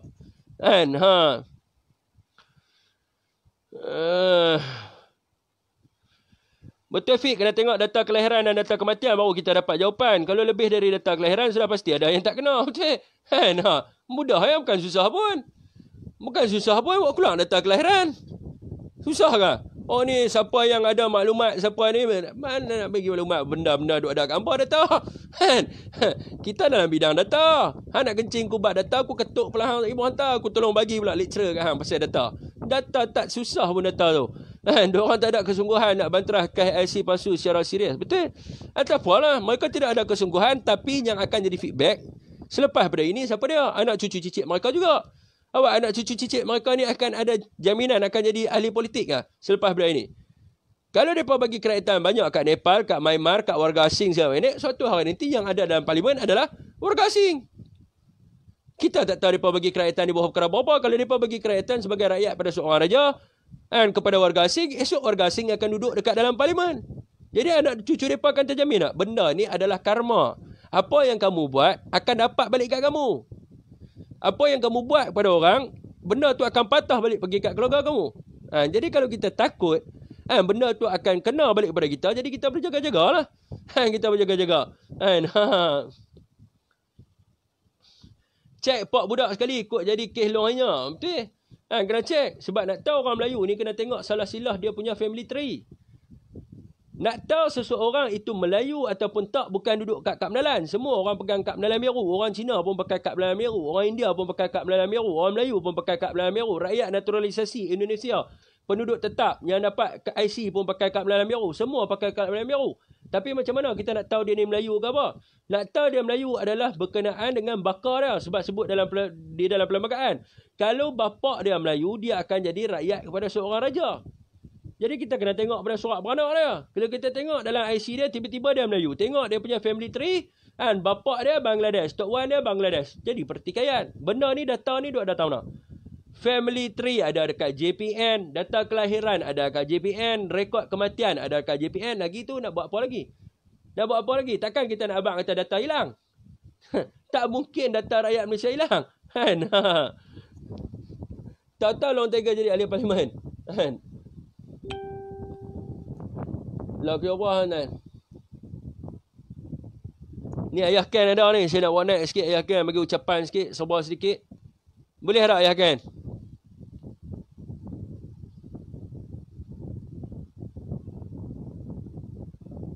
Saya duk ajak orang BC. Tak mau tak ada siapa nak BC. Minta tolong support sikit ayah Ken. BC kita pada malam ni. Ada apa-apa ayah nak cakap? Saya nampak ni muka ayah tengah duk melihat pada saya sambil senyum. Misai yang agak handsome di situ. Lah tengok saja mana-mana IC keluar dari tahun 2015 hingga 2020. Cek betul. Esok IC keluaran 2018, 2019, 2020 tengok surat mana. Ya. Nah, add ayah net boleh Saya duk ajak orang BC tak mau ramai tak mau BC, tengok ayah duk melihat saya dengan senyuman yang agak menarik, misai yang agak menarik perhatian. Macam mana ayah boleh ke? Macam mana orang awam macam saya Fik nak mahir pasal data dan maklumat yang berkaitan. Macam contoh zakat Kedah hari tu senang-senang saja hang titik report. Tengok dalam data.gov.my.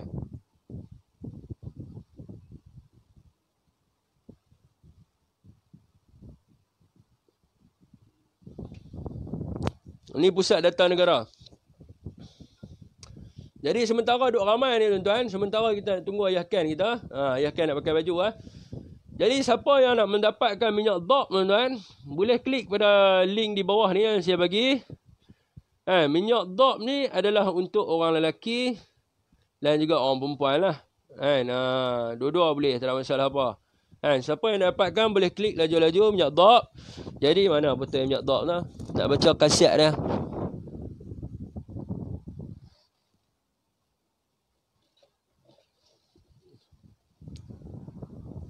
Okey, minyak DOP ni tuan-tuan dia untuk mengembalikan selera yang tak berapa nak selera, untuk menegangkan dan membesar ni ada.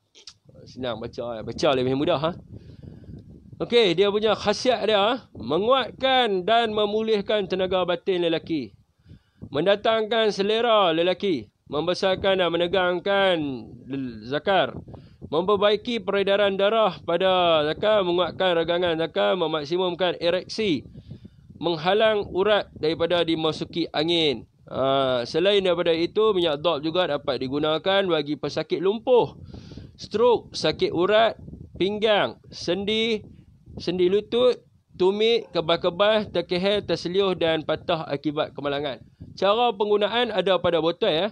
Cara penggunaan ada pada botol, urut daripada bahagian pangkal hingga ke kepala selepas 10 hingga ke 15 minit dan dibiarkan ianya kering sendiri supaya meresap masuk ke dalam. Perlu diamalkan setiap hari. InsyaAllah akan dapat membesar, memanjang dan kuat selamanya. Diamalkan urut 2 kali seminggu dari pangkal hingga ke kepala akan meningkatkan kelazatan. Yang lain tu urut biasa. Jadi semua ada cara penggunaan, semua ada kat sini. Ni adalah minyak dak barakah, salah satu daripada kita punya produk BMF yang support kita lah. Yang support kita, keluaran Al Barakah. Jadi siapa yang nak dapatkan, boleh klik pada link di bawah. Harga satu botol ni adalah RM39. Harga dia RM39. Postage RM10. Jadi RM49. Jadi kita ada promosi tuan-tuan. Beli 2 botol harga berapa, beli 3 botol harga berapa. Jadi nak tahu harga promosi mesti klik dulu link ni. Kalau tak klik link ni, saya takkan bagi tahu harga promosi. Jadi kalau nak tahu harga promosi, klik dulu pada link yang saya sediakan di bawah. Beli 2 botol dapat berapa harga, beli 3 botol dapat berapa harga dia. Jadi klik dulu. Kalau nak klik dia tak salah, nak tanya dia tak ada masalah apa. Tanya pun tak apa. Kita akan bagi tahu apa kegunaan dia, apa kebaikan dia dan sebagainya. Kalau berminat untuk beli, belilah cepat-cepat. Belilah cepat-cepat selagi stok masih ada. Selain daripada tu, kita ada juga kopi kardio, kopi untuk menguat, untuk orang kata apa? Memanjangkan masa. Memanjangkan masa. Selepas ini kita akan keluarkan Ayah Ken punya ni produk kasturi hitam, kasturi hitam Al-Fandani. Sebab pada ini kita doa-doakan semoga berjaya. InsyaAllah. Okey, saya jemput Ayah Ken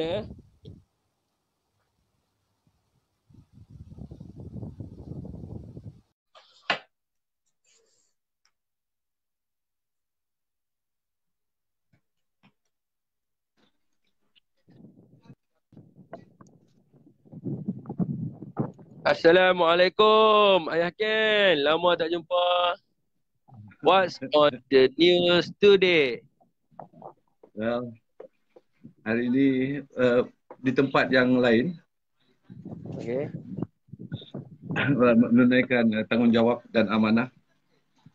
Kita ni hidup lagi jadi hamba Allah, kita disiplinkan amanah dan tanggungjawab kita sama ada kepada Allah dan juga kepada manusia.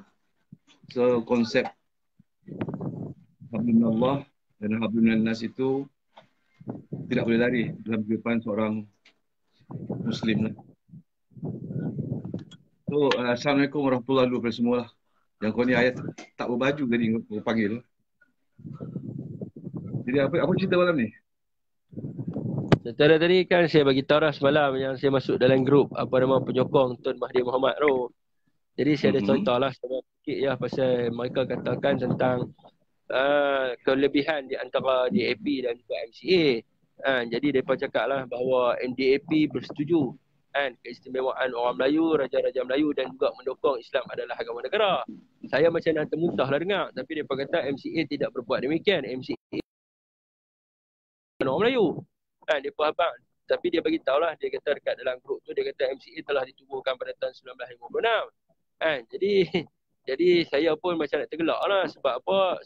Kita tahu sedia maklum bahawa yang join Pilihan Raya pertama pada tahun 1952 tu adalah parti perikatan. Di antara MIC, MCA dan juga UMNO. Jadi dia pun cerita macam tu lah dalam grup tu. Jadi saya dah bagilah sikit penerangan tadi. Siapa itu DAP? DAP ni membawa fahaman Chia Kasih. Iaitu Presiden China, Republik of China yang pertama, yang mana disuntik masuk di dalam tanah Melayu ni melalui Chimping, Chapman dan juga Mr. Right. Di mana mereka ni bukan perjuang kemerdekaan, kerana pada ketika itu kita telah merdeka. Kita telah merdeka pada tahun 1957. Jadi bintang 3 ni berjuang untuk apa? Kenapa mereka masih lagi berjuang selepas pada tahun 1957? Kalau betul lah mereka ini adalah perjuang kemerdekaan. Dan juga di mana nak letakkan bahawa DAP ini ada terlibat dengan bintang 3. Bukan terletaknya pada Lee Hsien Loong saja. Kalau kita tengok siapakah peguam kepada Chimping. Peguam pada Chimping adalah Tuan Thomas. Kan, siapakah cucu kepada Cimping? Cucu kepada Cimping adalah Ngah Komit. Kan, salah sila itu semua tu apa semua tu adalah adik-beradik mereka. Kan, jadi orang kata apa, itu tak apa. Dekat situ kalau kita tengok juga pada tragedi 13 Mei 1969 ini adalah kerana suntikan semangat rasis dan juga chauvinis yang mana dibawa daripada unsur komunis insurgis tahun 1950 tu kan ke dalam tragedi 13 Mei 1929 oleh orang yang sama juga. Dan kemudiannya kalau kita tengok pada Pakatan Harapan, apabila mereka menang, mereka menabur abu Cimping dalam negara. Siapa Cimping ni? Cimping ni adalah pengkhianat negara. Mereka membina tugu-tugu komunis. Mereka membuat perhimpunan komunis. Jadi mereka ini lebih teruk daripada MIC. Dan mereka tidak pernah mendukung Islam adalah agama negara, di mana kenyataan keluar daripada mulut sendiri pada tahun 2018. Dia mengatakan dia tidak setuju Islam adalah agama negara.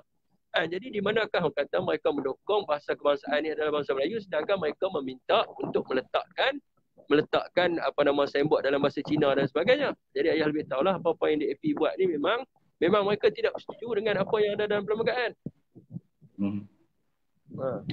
Jadi Melayu. Dengan apa yang kau cakap tu, saya rasakan kalau masih orang tak boleh menilai, tak tahulah. Bila mana mereka cuba untuk buat perbandingan di antara MCA dan juga DAP, kalau adalah di kalangan generasi baru ataupun generasi lama yang cuba nak twistkan pemikiran generasi baru dengan meletakkan kesamaan di antara MCA ataupun DAP, dan MCA lebih teruk, seperti yang kau tegaskan, belajarlah sejarah dulu.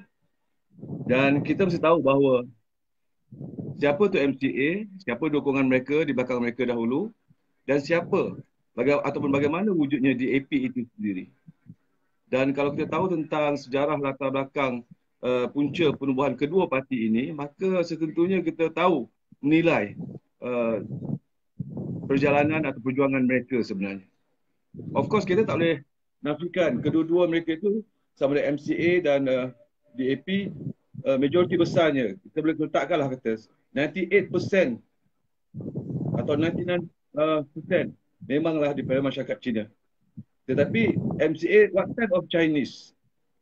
Mereka yang tahu usul galur, mereka yang tahu tentang sejarah, mereka yang tahu tentang aspirasi negara ini. Tetapi not DAP.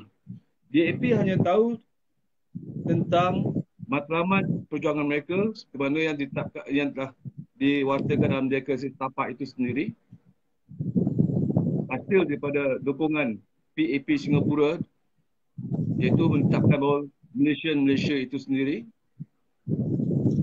Melayu itu dan juga apa jua bangsa lainnya itu sama rata, tidak ada raja,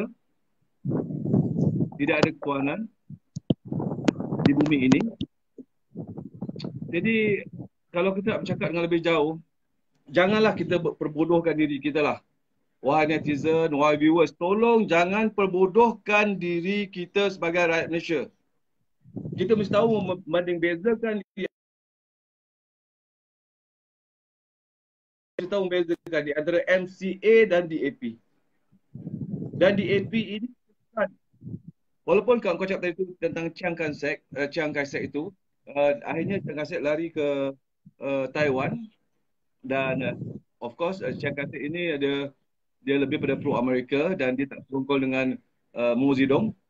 Kalau kita belajar tentang sejarah Timur Jauh, tentang sejarah Cina. Tetapi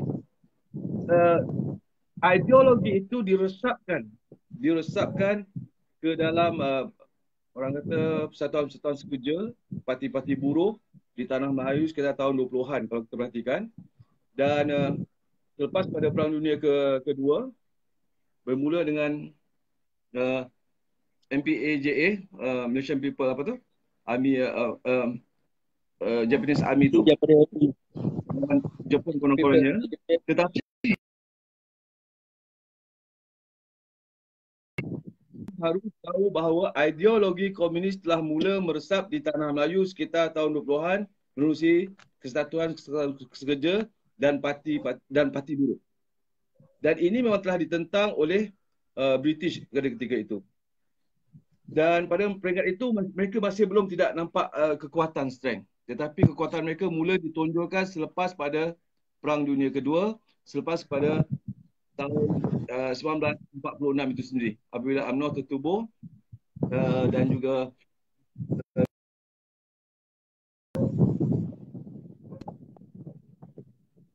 dan mereka menggunakan platform apa?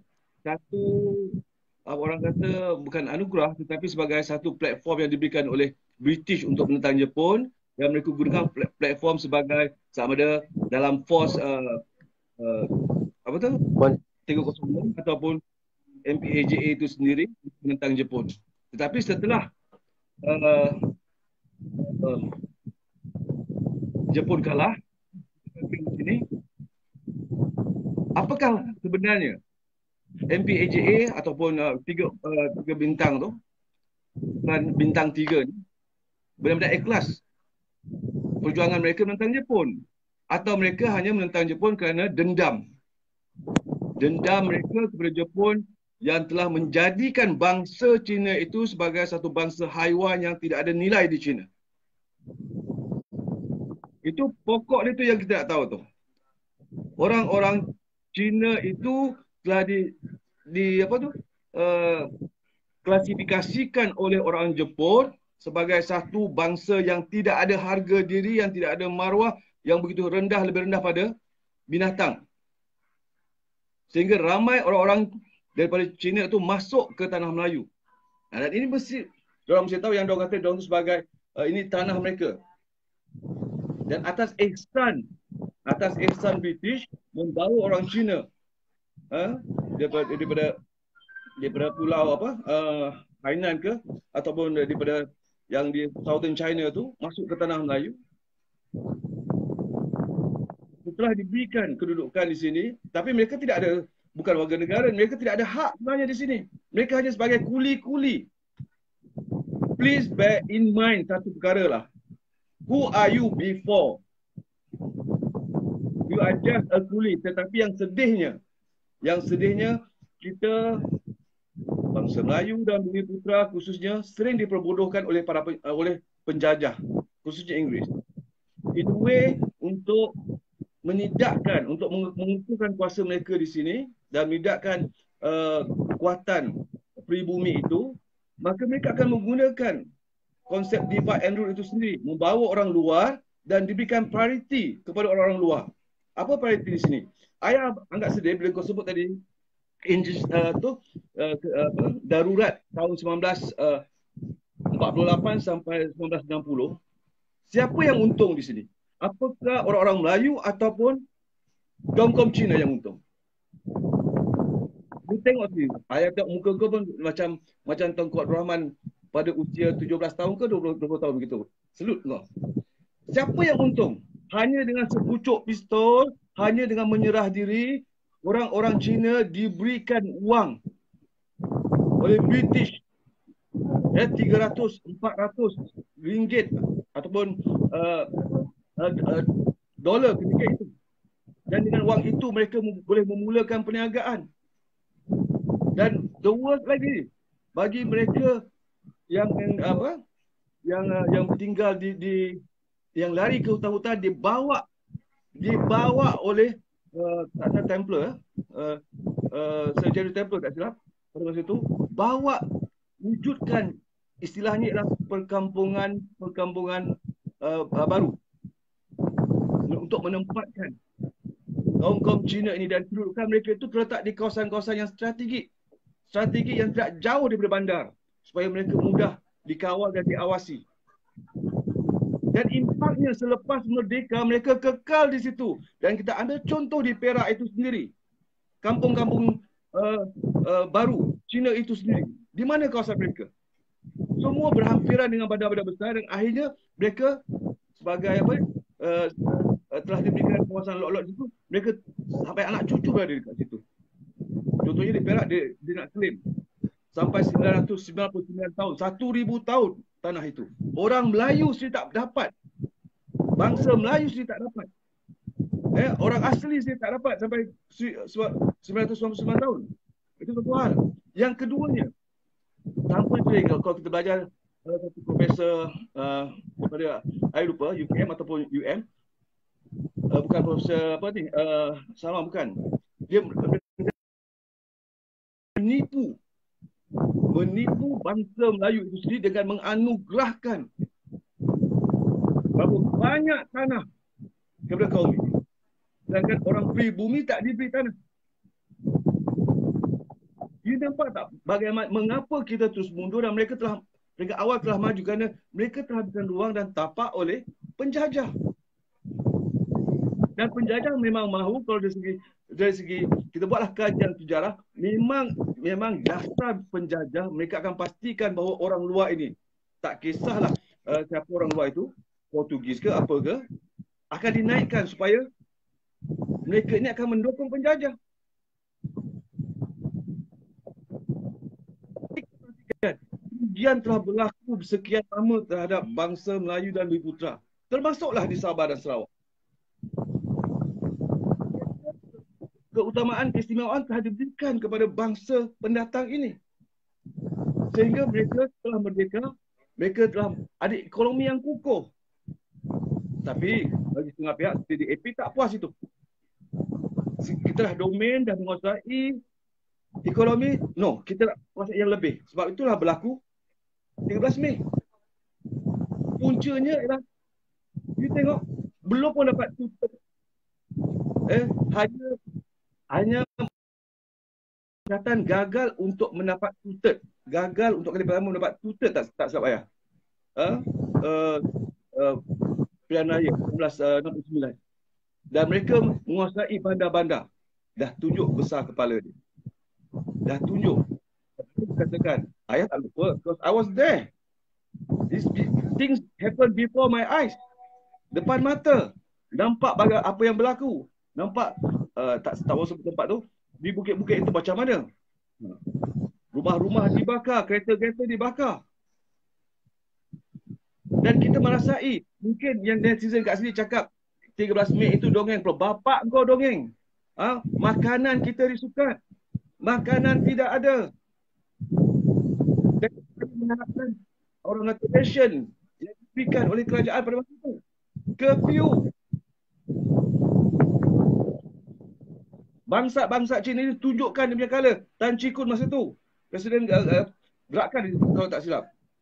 Selain daripada Lim Kee Siang tu. Begitu racist, chauvinis mereka ini. Tapi hari ini dengan mudah mengatakan bahawa kami tidak chauvinis. Dengan kekalahan, dengan apa tu?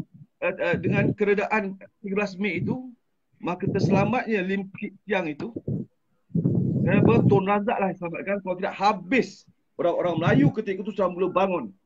Bukan sahaja di Kuala Lumpur dan di bandar-bandar besar. Pergilah buat kajian tentang perkara ini. Tetapi diselamatkan oleh Bagiran pada masa itu, Tun Razak, untuk menjaga keamanan negara ini. Yang sayangnya, sedihnya pada masa itu, kita terlalu berlembut. Kita tak mengharamkan DAP. Itu yang ayah marah. Ayah sangat-sangat marah. Tetapi mereka bijak DAP. Kekalahan berlakunya peristiwa 13 Mei itu, kita bergerak lebih agresif. Ayah masih ingat, ayah dah katakan berkali-kali, arwah bapa, arwah datuk pernah mengatakan mereka akan attack whatever sahaja yang ada perkataan Melayu. Antaranya utusan Melayu. Utusan Melayu. Askar Melayu. Apa saja yang ada kata Melayu mereka akan attack. Betul. Terbukti sekarang. Di mana letaknya akhbar utusan Melayu sekarang ini? Hancur.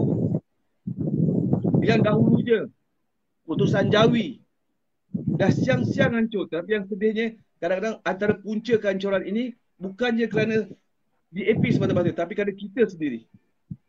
Semasa kita ada ruang, kita ada kuasa, kita ada power, kita bagi atas nama dasar toleransi, atas nama dasar hak asasi. Akhirnya ia merugikan kita. Hari ini, setelah mereka berapa tahun? Tahun 69 sampai 2018, hampir berapa tahun? Fik. Matematik sikit, Fik. Ayah gagal admit. 69, 70, 80, 10 tahun. Inilah apa? 40 Betul.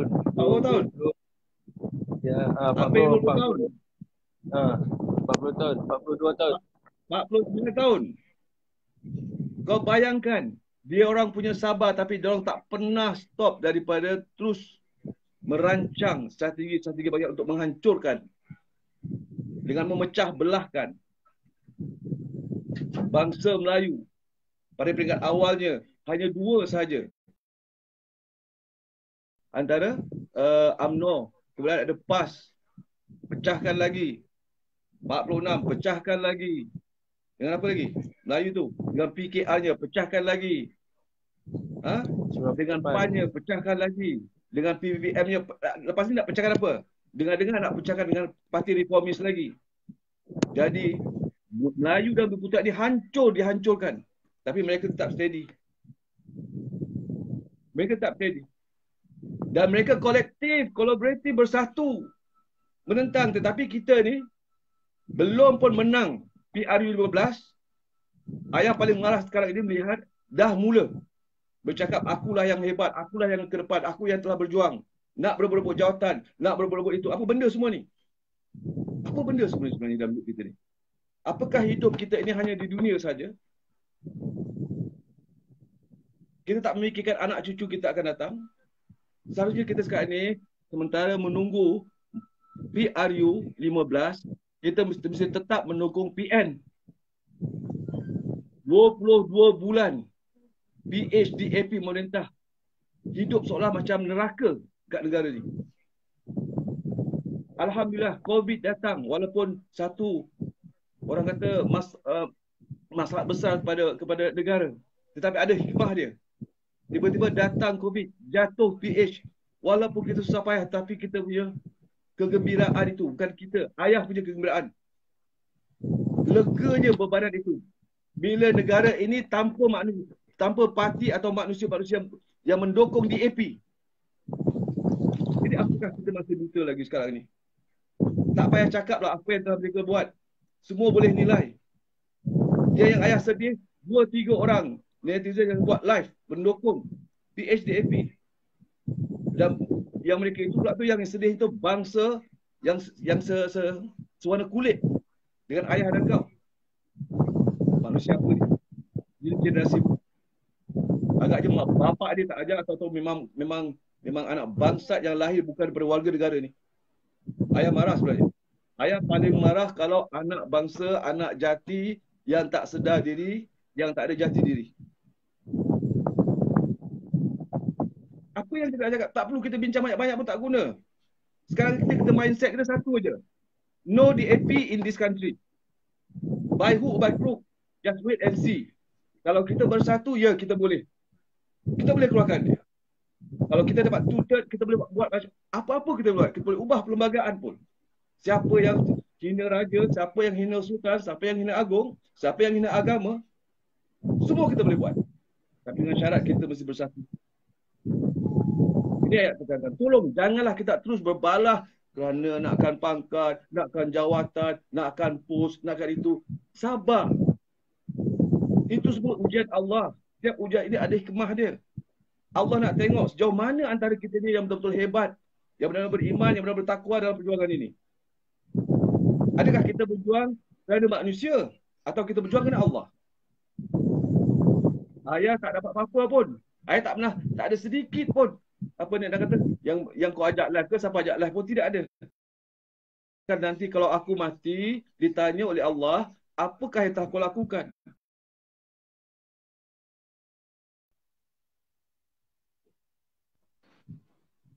Apa yang telah ayah lakukan?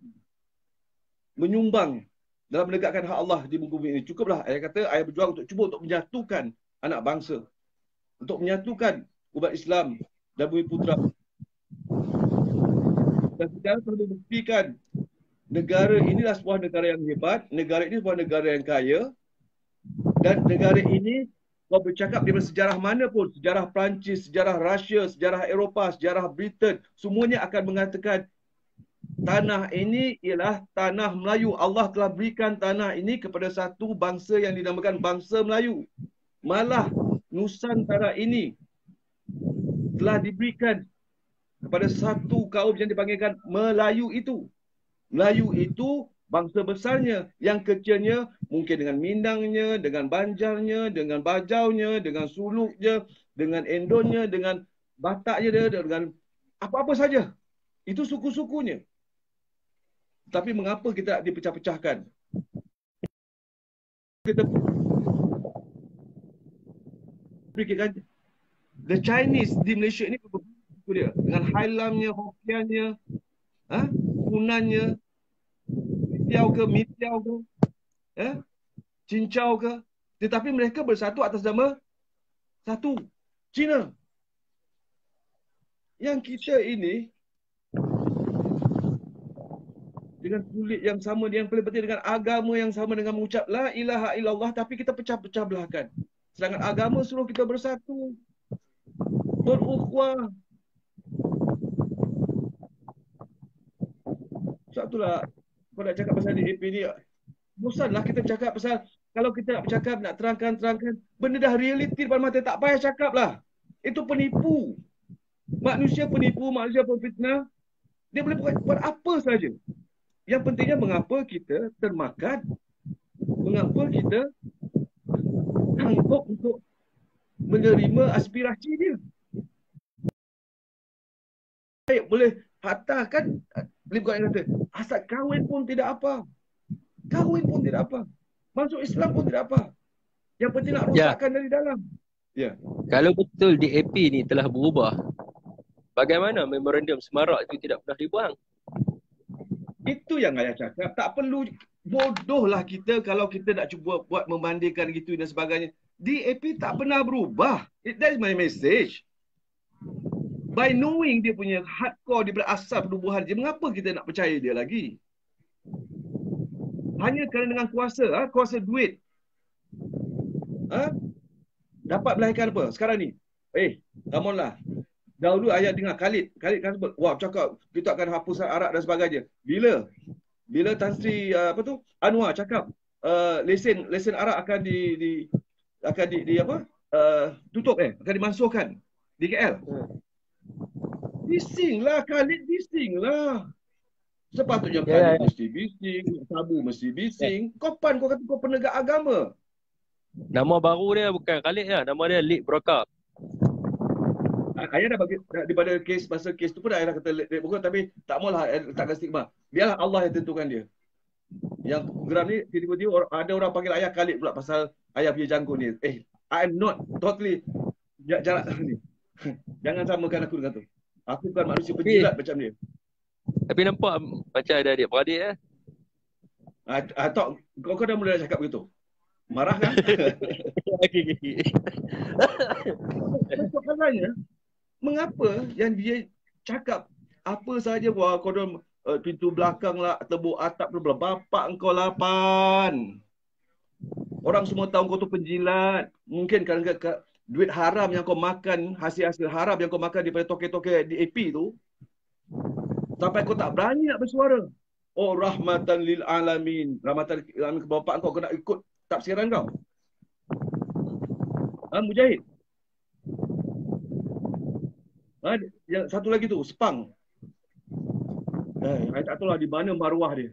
Tapi tak mau cakap lah, biarlah Allah yang menentukan. Saya tak mau ni lah. Ayah minta kepada yang berada kat sini, tolonglah kita. Tolong, ayah minta sangat tolong kita, bersatulah kita. Jangan lagi nak petikai-petikai. Yang kita stigmakan, memang DAP ini busuk, hasad, dengki, dendam, chauvinis, musuh agama, evangelis. Tak payah lagi kita nak kata, oh dia akan berubah, dia akan baik. Kalau dia akan berubah, akan baik dengan satu kalimah.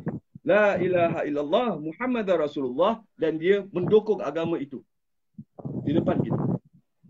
Dan baru kita percaya. Tanpa kira siapa dia, warna dia. Sama dia warna lotong ke, warna LTTE ke, warna siapa ke, lagi nama jadi AP, jangan kita percaya. Kerana agenda mereka tak pernah berubah. Dan mereka solid. Dan backing mereka kuat. Di belakang mereka kuat. Israel. Kuat ke mana pun, kalau rakyat Malaysia ini bersatu, ingat, kita lebih kuat kerana kita ada Allah. Kita ada Allah. Ingat tu baik-baik. Siapa pun yang datang untuk kita melanggar kita pun, kita jangan takut. Kalau kita lillahi ta'ala, kita ikhlas dalam perjuangan ini untuk menegakkan hak Allah di muka bumi ini, kita jangan takut. Malah insya-Allah sekarang ni dah ditunjukkan hikmah dia. Mereka dah mula gerun. Dah mula takut. Kenapa? Segala tipu daya, segala muslihat, segala penipuan, akhirnya Allah tunjukkan balik. Allah buka segala-galanya. Tapi masih lagi rakyat tak sedar. Kita negara bankrupt apa dia? Oh, kita tidak ada wang. Tahu tidak, kita hanya ada 450 million. Saya baru dapat jadi Menteri Keuangan 450 million. Mana? Ha? Kerajaan ini nak bergerak, we need about 8 billion per month tau. Untuk hanya membayar gaji-gaji kita dengan awam tau. Kau cakap 450 juta tu bandingkan 8 bilion. Oh, kita dah bankrupt. Oh, kita kena jual itu, kena jual. Nampak tak penipuan? Silakan Azrul MOF yang baru kata, kenapa kita mesti jual aset-aset kita? Kita fundamental kita masih strong. Tak perlu jual aset. Ya, alasan diisu dengan mengisukan negara bankrupt itu dan hak segala-galanya dibuat. Ditakdirkanlah. Kau bayangkanlah. Ditakdirkanlah PH masa memerintah semasa COVID ini. Agaknya, tak cakaplah kalau bahasa saya kasar, bulu kau pun kena jual. Itu tak ada bulu ya? Oh, kita tidak ada duit. Segala-gala tidak ada. Saya tak selitkan sedikit. Mungkin kau pilih kelompok minyak dap. Ayah minta, kalau betul-betul kerana Allah, bukan kerana dap itu sendiri, bagi mereka lelaki sejati kat sini, pakailah minyak dap. Lahirkanlah anak-anak bangsa yang ada jati diri. Berjuang, malam ni berjuang, mana tahu tahun depan akan lahir. Tanamkan semangat jati diri. Hasil daripada kau punya dap tu, insya-Allah. Sebenarnya dengan izin Allah jugalah. Boleh kan? Buat ramai boleh. Ya, pakai dap. Kalau dap tak boleh tu, pakailah minyak apa lagi lah. Tak kisahlah. Jadi rumusan dia begini ajalah. Tak perlulah nak kita buat perbandingan lagi, nak banyak-banyak cakap. Kepada semua netizen kat sini, sama ada MN, sama ada PN ataupun NGOs, cukup-cukuplah. Selagi namanya DAP atau mana-mana pihak yang mendukung DAP, tak perlulah kita percaya. Saya tak mau, tidak ada hak ayah mengatakan ni munafik. Ayah hanya kata munafik bangsa.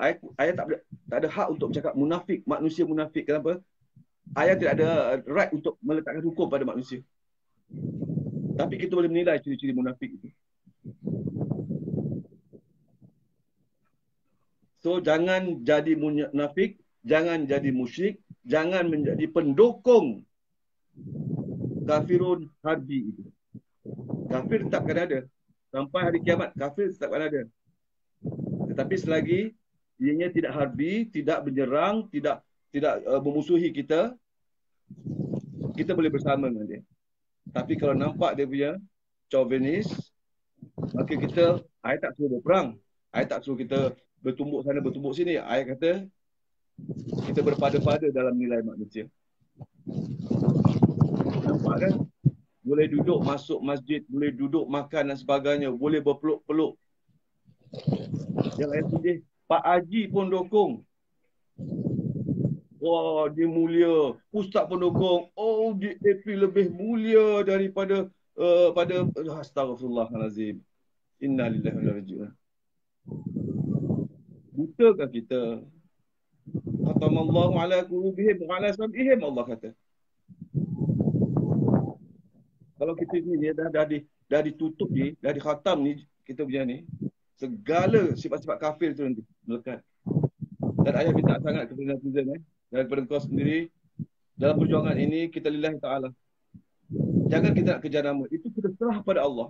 Kita berjuang saja kerana Allah dan untuk menyatu padukan, mengukuhkan kekuatan umat Islam pribumi. Kalau Islam naik, insya-Allah, dan non-Muslim tak pernah dalam sejarah negara Islam yang tak selamat.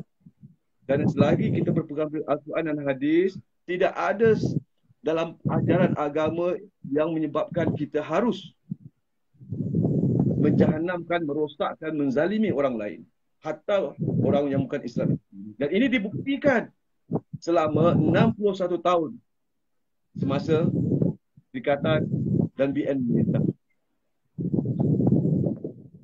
Dan kepada orang-orang luar, parti-parti yang masuk ke sini, parti-parti yang masuk secara halal dengan apa kata, dengan diregister dan sebagainya, nak kerja baik-baik.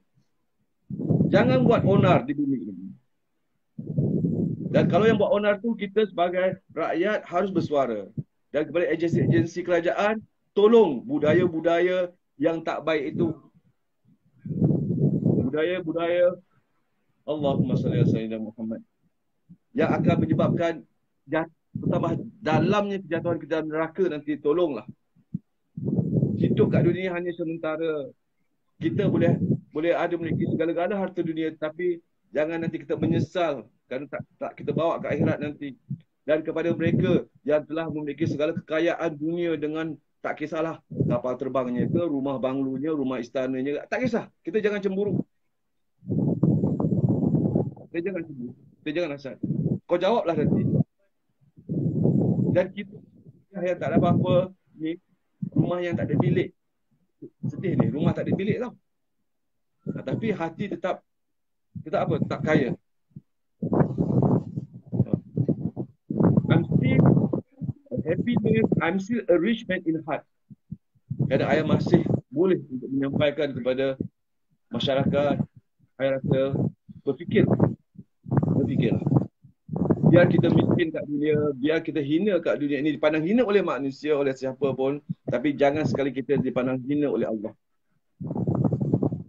Dan ambil pengajaran. Kalau kita bercakap tentang perjuangan dan perjuangan itu masih ada istilah dunia di situ, maka kita akan jangan kita keluh kesah bila kita akan diberikan oleh Allah ketidakselesaan, keresahan dalam diri kita. Berjuang saja kerana Allah. Yakin. Nak berniaga kerana Allah. Untuk membangunkan keluarga. Nak bekerja kerana Allah. Nak jadi polis, nak jadi tentera kerana Allah. Kenapa? Aku nak jaga keamanan, nak jaga keselamatan, nak jaga negara. Ibadah semuanya. Tapi kalau dengan gaji yang kita dapat masih tak cukup, kita buat benda-benda lain, timbullah banyak masalah. Dan ingat, siapa yang merosakkan semua ini? Ayah sering katakan dengan Yucuk, saya pernah katakan, alah, budaya, culture, rasuah ni, tengok aja. Astro, tiga budaya tu, budaya Cina, ni tengok kat situ. Dengan kesatuan dia, dengan tongsi gelapnya, dengan rasuah dia, dengan pelacuran dia, dengan segala-gala dia. Mak nenek yang ayah gunakan istilah kau. Mak nenek negatif, mak nenek yang dia buat tu semua kat situ. Dan itu yang dia bawa sekarang ni. Dia yang sedih, kita pula ikut dengan cara dia. Sepatutnya kita ni majority. Kita yang cuba untuk menguasai, akhirnya kita pula terikut. Kalau dia ada dia punya taiko, dia punya, saya tak tahulah istilah tu. Kita pun ada kita punya ayahanda kita, tok ayah kita, ini apa benda ni? Kalau tok ayah, ayahanda ke segala benda tu menegakkan hak Allah, yes, I salute. Tapi kalau untuk mementing, memperut, bagi bosku, mati awal lah. Itu pesan saya. Kalau merosakkan itu. Ya, ingat setakat tu kot ya. Anak dah nangis tu, nak kena bagi tidur anak lah. Cepat tidurkan anak sebelum tidurkan mak dia tu. Okey. Wabillahi taufiq. Ayah nak minta maaf kepada semua viewers kalau ada kata-kata ayah yang kurang menyenangkan, yang rasa tak senang. Ayah minta sangat kepada semua, tolonglah, bantulah diri kita dan negara kita. Dan lebih utama, bantulah agama kita. Jangan sampai agama kita diinjak, jangan sampai agama kita dihina. Agama Islam itu tinggi, pastikan ketinggian itu kita yang pertahankan. Itu ayah minta sama-sama. Pada semua jangan lupa sembahyang. Ayat last sekali lah. Jangan lupa lagi wahai bangsaku. Ya, jangan lupa lagi wahai bangsaku. Apa nak kata? Tentang jangan sesekali meletakkan DAP sebagai satu nama yang besar dalam jiwa, tetapi satu nama yang busuk yang harus kita nyahkan dari bumi ini. Takbir, Ya. Allahu Akbar. Allahu Akbar. Okey lah. Okay, dengan sesi bersama Yakin tadi ya. Jadi saya rasa akhirlah untuk kita punya live untuk malam ni. Wabillahi taufiq. Wabillahi taufiq wa hidayah. Wassalamualaikum warahmatullahi wabarakatuh.